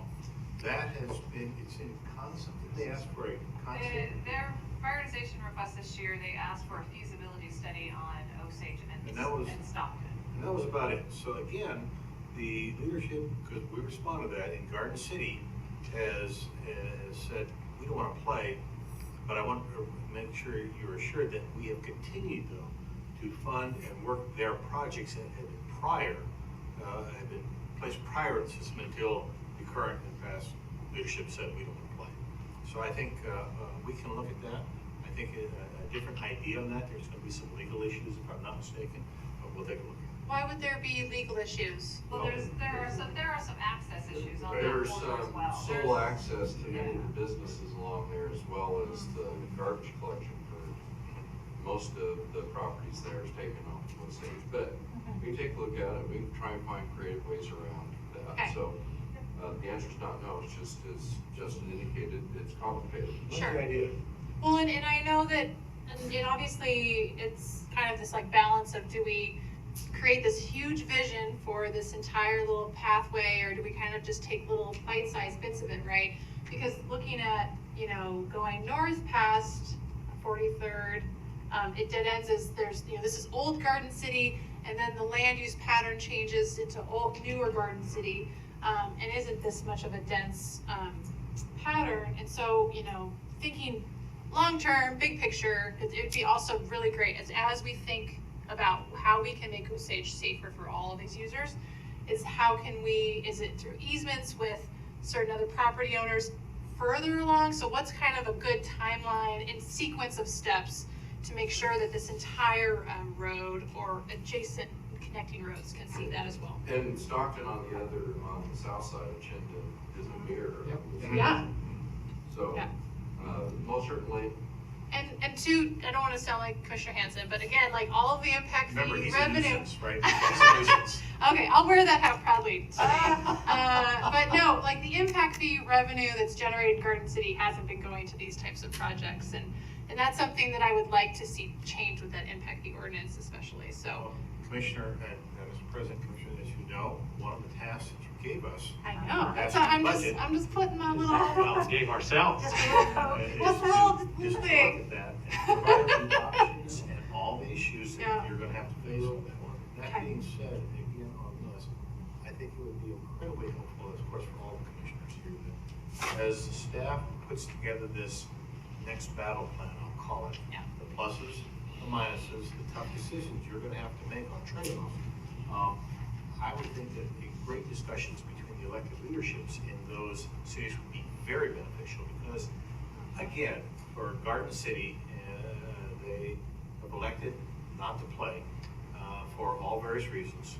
And I think that with your interaction. I haven't had that problem, I but understand. you But- can definitely, I can be that conduit liaison. I think that's so, absolutely tremendous. yes. That's been unfortunately That's our history job. Yeah. past that has caused them, I shouldn't say caused them, but one of the reasons why they may not want to play. And I get it. So I just hope we can all come together so we don't have to continue that pattern. But so really quick, I think Osage is very important. There's a few things that I sent over to staff just to kind of accelerate a little bit if we have the ability to do that. I think it's not, looking at you, Justin, like Liberty from Fairview to Northview. It's, you know, there's lots of these things that are like scoped or designed in 2026, but if it's 2025 or 2020, you know what I mean? I'm very open-minded, but I would like to see them accelerate if we can. I was really curious, and I want to ask staff a little bit more about this Emerald Street, Cole Road, Raymond Street project. Like, what exactly is that? Christy, can you bring that one up? Off the top of my head. That one is a head enhancement, but not. Because it doesn't include the It bridge, doesn't right? Widening, because that's not our bridge. The costs that we have associated with that do not include the bridge widening. Yeah, So it would just be putting something on the bridge then, still, or no? It would just be up to the bridge. Commissioners, you know, we've been kind of in a tug of war with ITD on the Emerald Overpass for a long time. It's their facility, and the question of priority for them, they would not do anything on that bridge until they deem it a maintenance issue and the bridge needs to be replaced. And so to go proactively and do something on the overpass is a very expensive project. We have looked in the past at, is there any opportunity to do something different? And really, there doesn't seem to be a lot of options other than a replacement of the overpass. So Justin, is it more about, is that a set policy that IT has, or is this just a philosophical idea that that's what the bridge is and therefore it shouldn't be fixed? It's ITD practice to only work on overpasses when they reach their useful life. And this in their mind still is functioning and operational. Right. And they don't take into account pedestrian and bicycle needs in the same way that the Ada County Highway District does. So, and I'm not telling you should tell me what to do, but I'm wondering, is there a potential opportunity to continue to indulge conversations with IT to explain that the actual, like how it's currently built is not meeting the needs for today, and there just was an accident too, crash. Mr. President, Commissioner Pickering, again, I think that an opportunity for the elected official or officials to have a great discussion with the specific district ITD representative, Julie De Laurence, would probably pay some dividends on this. Okay. All right, and then I think really just maintaining a few of other things while adding sidewalks on Allenbaugh from Fairview to Northview, and just having, and I think my thing is design in year 2023, because we've done some work on it already in scope, right, Justin? Yes. Okay. And that one's, it's obviously connects to Fairview, it's on a bus stop, there's the Hawk signal right there. Yeah, so that's it. Hey, I as I was sitting here, earlier in the meeting, it became very obvious that we don't have time for new design. So I have a question. It's strictly what if. If you look on Christie's pages that she gave us, about 2/3 of the way down the first section, you'll see a South Meridian Improvements, Stoddard Road, Victory to Overland Road. And there's a little over $400,000. I travel that almost daily and know that really the only part of that road that's deficient is south of the middle school. And then it's really deficient. Item number 7 on my list was fixing that deficiency along with the hybrid beacons so that the people in all those new developments, and there's a few thousand, all those new developments on the south side of Victory between Meridian Road and Linder can safely get to school. So my question, and this is a what if question, is what if we don't design that whole project, which in my opinion is the north part from the middle school north isn't necessary at all, but the south part definitely is. I'd like to know how much design time that would free up for working on our other projects. You don't have to answer that question now. It's easy. It's homework. Yeah, it's homework, yeah. We're turning Although the tables on If you have, like 500 or 600 hours, I'll go ahead and take that as gospel. For the commissioners. See, a project has a process, no matter how large or small it is. And I'm pretty sure the project limits don't go all the way to Overland. They do. Right. Okay, so the majority of the project is that section here. Making that project a little bit smaller is not very helpful for a project. And Oh, well, thanks a lot. So follow-up question though is then how can we best and efficiently evaluate which projects should move off this list to make room for potentially other projects? Great. Okay. Yeah, so we would prefer that if you're gonna delay something out of 22, that it would be the entire project is delayed. So I should have chosen another project, is what you're saying. Well, yeah, because that one, and we've worked, we're in coordination with the city of Meridian on that project. It's part of their pathway network, so there are some other Well, I elements. understand, and that Yeah. pathway is extremely important south of the middle school. Yeah, so there's elements of that, but, so, yeah, hopefully that answers your question. So does the dollar amount not matter at all? It's truly just the project? I would say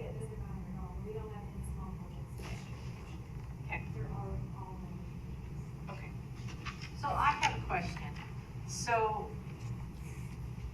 the $1 million that we have to spend is not really, as advertised, that we find projects that we would like done.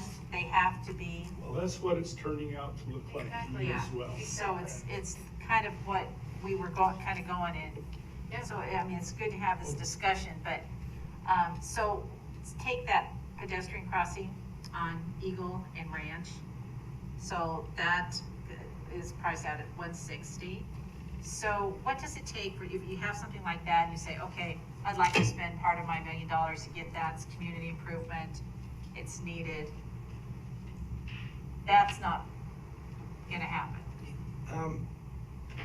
Commissioners, so the $1 million allocation is brand new for staff too. Right. So we're trying to figure this out. I know. We're working with you. We're in it together, Justin. And I'll do my best to respond. Typically, in this situation, and this happens with our VRF funds, it happens with other community programs funds, we typically look at like a 3-year rolling average, because that gives us some time to get things started and to get, moving on something. And so if the commission is interested in more, community programs projects, or wants to increase the funding associated with that effort, allocating the $5 million and then allowing us to potentially spend that over 2 or 3 years is more reasonable typically for staff. We're able to accomplish that. That's what happened with the original $3 million gap project. Correct. And Correct. I think it was Paul and I talked very often about where we were in all that timeline, if for no other reason than to make sure the ball didn't get dropped, and it didn't. And the good news is that when I was starting to go through this, there were still plenty of those projects that had been worked on considerably that hadn't been It would be good to get a list of those, because I know we've gotten reports. Well, we gave you that list of It just 33 went projects, and we went through, I think we're down to the last 3, Justin? Yeah, there's only. When did we get that list? Yeah. I remember seeing it. Did we just get it recently again? We gave you the list initially. Yeah. We updated it a year later, and then about, I want to say 8 months ago, is when we gave you, said, look, there's 3 left. That was our list. So. Right, yeah, I'd like you to see what did we knock out? Because I think we were really hitting those and knocking them out at pretty good. We took all the low-hanging fruit, the stuff that we didn't need to find right away for, the stuff that we really, scoping wasn't a big deal. The 3 that were left, I think 2 of them were going to be part of a major capital project, as I recall. Yep. And then, but they were going to involve more scoping and right of way, so. There were a few others that ended up going through our prioritization process as well, and were not requested by agencies, were not requested by school districts, so they did not rank as high as some other projects that have been out there for years. So some of those, we still have them on our giant master list in the system, but we didn't make it into the program this year. And that's where and I'll give the example I've given 2 or 3 times, and that was the hybrid signal just east of Meridian Road on Victory. That was on no one's priority except the neighbors, a whole lot of neighbors. And so I asked a few of them to put some pressure on us as well as the school district, because the school district had told me it wasn't a priority until I told them, yeah, it's a priority of yours. It just became one. And please don't argue with me. And they oh, okay, they didn't. And it's there now. It's been functioning for about 1.5 years or so. That was on our gap list. Yeah. So would we be better served taking those funds and just focusing on gap projects, or? Well, it was easier for me, that's what I found. You do it whatever you want, but as I found out with Paul's help, we worked through all that money anyway, but some of it took it into the 3rd year. It took almost 3 years. Yeah. But they were on the list and just. It'll kind of drive you nuts, it did me, and as you can tell, I'm kind of driving myself nuts a little bit today. But I know that they're going to go back and review those, what may be some remaining. I just want to do take the most successful path towards expending these funds into our district. I tried to look at, all across my district, what we could do. And I'll tell you why I didn't asked to accelerate projects and stuff like that is that I absolutely know that if we mess with one project, it'll try to affect 5 more. Oh, And sure. that's even worse than having to wait. Oh, sure. But when you've got several people in your district wanting to like the Pierce Park project Oh, yeah. too, so I have to bring it forward and you know, I agree with them that would be a good idea if they could go from 26 to And 24, so. and Justin and his Yeah. crew may figure out Yeah, how to. exactly, and that scope, design, we're waiting to hear fund from it you. quicker. But my pedestrian crossing isn't gonna happen. Or are you gonna still take that under advisement? Which one? One on Commissioner? Eagle and Ranch?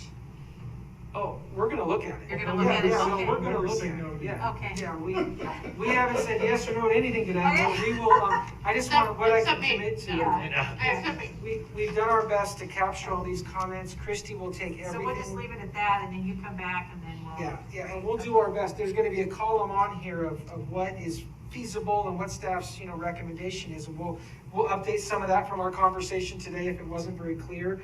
And, what we're gonna do, is, we'll start using this as kind of a running list, so then you have an Oh, this is opportunity great. to see what's the status of what you've asked for. And then that will inform the whole process for us. Then Exactly. going We can forward, roll so it we're into not next looking year at things and, to- yeah. Right. Yep, When so it's we're not gonna gonna happen. keep this alive. It'll be a living document. Okay. I reformatted, Good. so it's a little more user-friendly. This was thrown together. Oh, Looks I- good. I recognize You all did a of the really good comments. job. Yes. No, you did a really great job. Yeah, yeah. for Really credit, good. Especially throwing it Just take together. these. It's awesome. Yeah, I just These have, are very rich.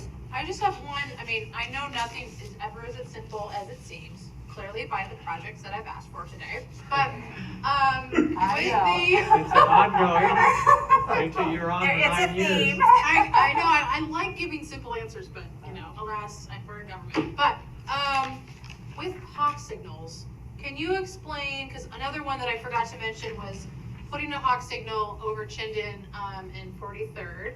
So can you just explain, what are the, the budgetary, needs and steps to put, because of course I know we'd have to hire somebody to do it, but we know the need is there, so how many hoops do we really have to jump through to install a hawk signal? A great question, Commissioner. So it's a full project.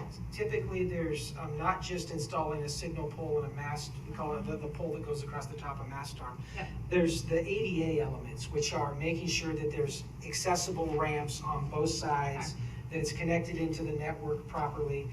Access to power is often an issue that we have to work through during the design process because it has to have access to some sort of power.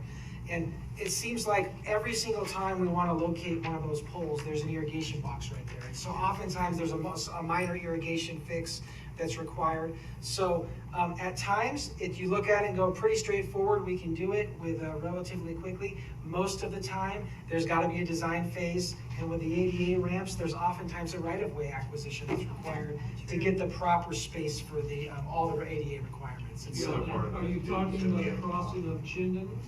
You have to talk As about that it. being a state Well, of course, yeah. facility, then that complicates it as well. So- I'm just saying hypothetically, you know what I mean? Yeah, but that's kind of the steps. That specific project, the commission approved, actually, it's a federal aid project, so that's being funded by Compass. The commission approved ACHD to manage that project, even though it is over the state system, and we've been coordinating with ITD. So on that one, it is moving forward. It's federal aid, so additional steps associated with the funding. And that's a 22-23 project. So we have that in design in 22. It started. Which I'm very excited to see, so. I got one comment on your Amity, just because there's a neighborhood I represent in South Cole that those kids go to Amity, and the issue of Amity School, I think that's really good. I'm glad it's on there, although it's number 4, Amity Road. And we do this. We have a tendency when we go from 2 lanes to 3 lanes is just to have a continuous turning lane the entire stretch, even though there's actually no driveways or cross streets on either side. In that case, there are segments where there's no reason for anybody to get into the turn lane other than they perceive this extra width. So I would suggest, especially as you approach the school, to really sort of hone in on not just creating that extra space. It tends to also build up debris because people aren't driving in it. So the observation I have is just not a continuous turning lane all the way down that stretch of Amity, and especially it being a school that'd be a perfect place for a table, for a speed table. So people have to slow down, get into their turn lane to turn into the school, and they recognize, all those things could be done. But just the automatic default 3 lanes all the way through, in that case, there are no driveways, no reason why anybody get into a significant portion of that turn lane. The second thing I'd like to do is just raise, just us as commissioners, I think we've seen this throughout. You all have it more than I do in my district. I have it mostly just in Broadway. Is there's so many places where we sort of build up and then we hit a wall because there's a whole different process at ITD.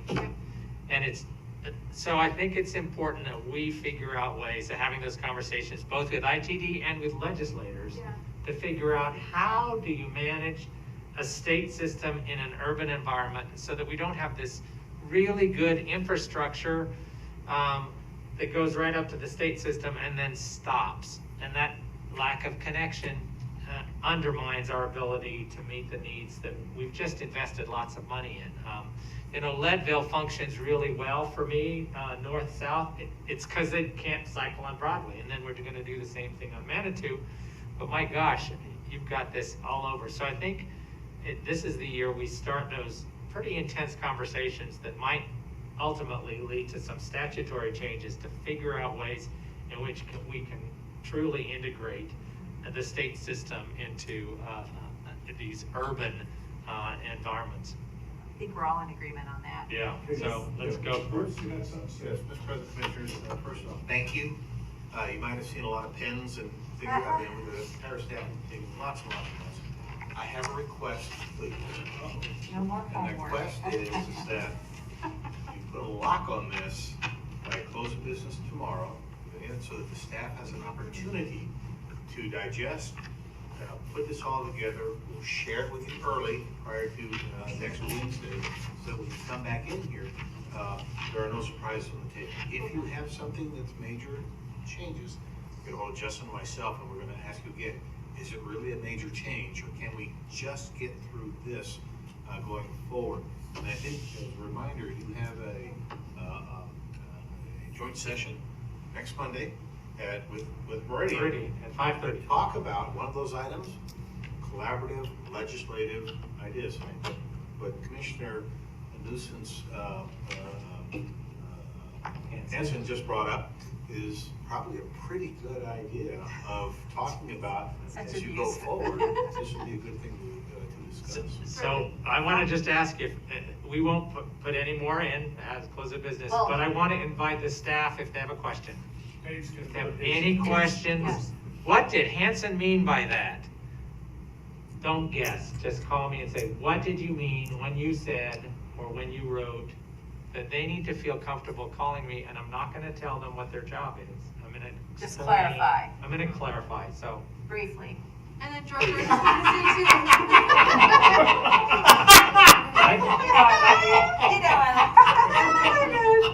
to say too. Director, I just want to say too, as you know, I'm still learning so much. I think there's a few of these projects that are in my district that are on the design plan here for 2022 and 2023. So I'd like to reach out to staff too to figure out what really what's the scope of these projects and whether or not we can delay them to make room for these other things. Because again, I wasn't here when any of these things were in place. So I'll be reaching out and just learning a little bit more from all of these other projects that I submitted just to figure, and Osage, because I just, would love to just chat more about that.